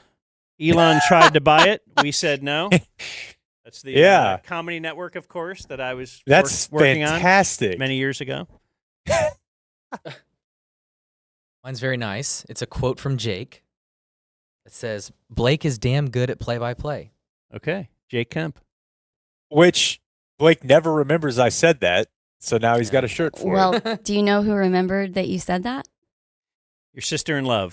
Tiffany. Chat GPT did. Oh. Really? Yeah. Creepy. That is creepy. What do you got back there, Clayton? Is it funny? I was unsure about this one, if anybody would get it. Oh. Utah, give me 2. I mean, Okay. 20 seconds of audio for the open. Nice. What does it say? Utah, give me 2. Okay, always good. Then ... I mean 20 seconds of audio for the open. Okay, I There you like go. it. Okay, and That's this an is my insider. favorite. Of course. Mm-hmm. Jake's everybody's favorite. That's the problem. Yes. Subby counts and pimples. Kim, you a Dr. Pimple Popper fan? Ew, gross, no. No? Okay. Are you? Well, a little bit of a guilty pleasure, you know? I mean, it's kind of like well, let me ask you this, Kim. Do you like, have you ever, I don't know your marital status, but dating, marriage, afterwards, do you like popping a guy's pimples? I used to. I did used to enjoy that, so I will say yes. Now So I find it there's gross. at least a seed of it. I in all- understand. yeah. There's What? something kind of What therapeutic about it. changed that you find it gross now? I got old. Yeah. He got old or you got old? Both got old. Yeah. That'll do it. I still enjoy Well, thank you, it. Taryn. Yeah. Oh, and I did have some HSOs. Am I allowed, or have I gone over? I know You've gone way over, but go ahead. You well, can do whatever Blake, you want. I don't. Blake's in charge. What time do you want to get out of here? You got 7 minutes. How about that? Okay, You can good. do whatever you want. Okay, can I pitch a segment idea? Yes, you can do that. Even though I'm not a DZ VIP. You're fine. Okay. So, being the team mom, I guess, or Dumb Zone mom, my kids are in high school, my older two, and my son is in basketball. And hearing Blake do play-by-play, I seriously was like, how can I get Blake to Krum? How can I steal Blake from Argyle? Argyle has everything. Hey, Taryn, you have a little bit of charity money that if you're smart with it. I'm just kidding. So anyway, yeah. So I don't know. I watch basketball because my son plays basketball, and fouls. I don't really know. I just kind of follow what the crowd is like yelling. You know, I'm like, oh yeah, they think it's a foul. It's a foul. You know, but like in his last game, we lost to Kennedale by 2 points. Oh. They ended up playing Wildcats. and winning states. So we lost to the state champs, but it was heartbreaking.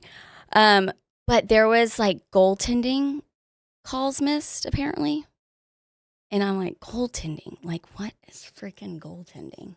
Like, I don't even know. No one knows, yeah. So do you know what goaltending is? At the Are high you school, asking us at the high school to level? do a segment where we explain the rules of sports? Well, because I really don't understand if there's goaltending, this rule that is so hard to call, like how that can affect. It's a 2-point game, and we have maybe 3-4 goaltending calls that we're missing. That's a lot, right? Yeah, feels like The it was- ref- so they my had it, son- they had it in for Krum. That's clear. Well, so my son grew up worshiping Luka, right? So when he thinks maybe something's amiss, he'll ask. And I think that's okay to ask. Like, he's not being obnoxious. Yeah, he was probably super chill about it. Yeah. I always was. And they're giving him a technical. If you don't mind and me, so is sir. Luka. When Luka talks to the Sir, refs, if you it's don't very mind me. kind. Yeah. Just a question from the little boy over here who's innocent as could be.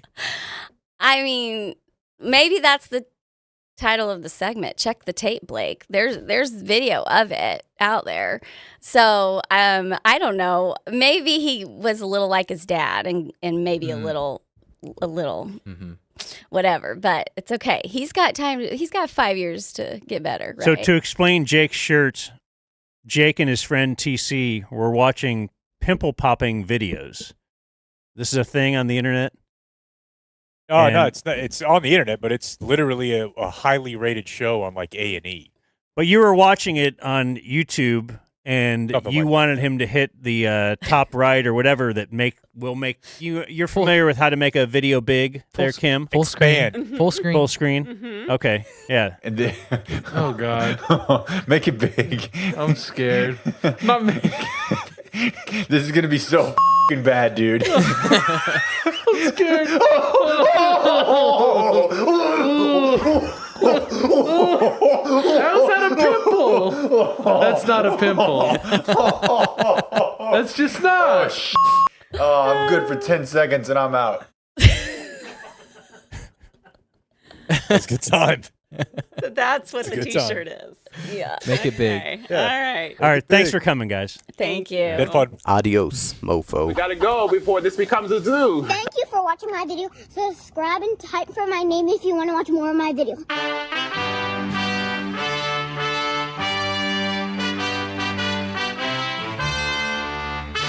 The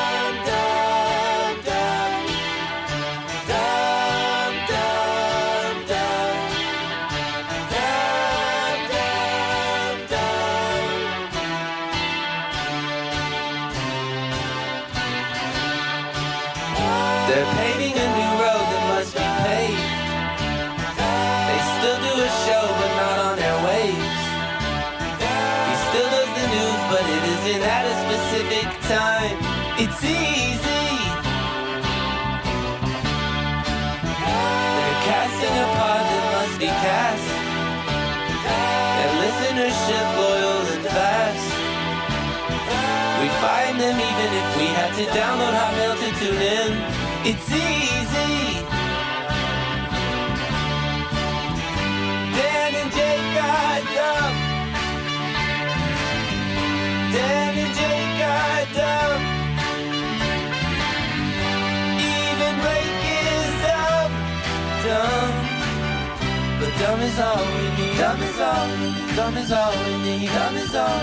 Dumb is all we need. Dumb is all. Dumb is all we need. Dumb is all. Dumb is all we need. Dumb is all.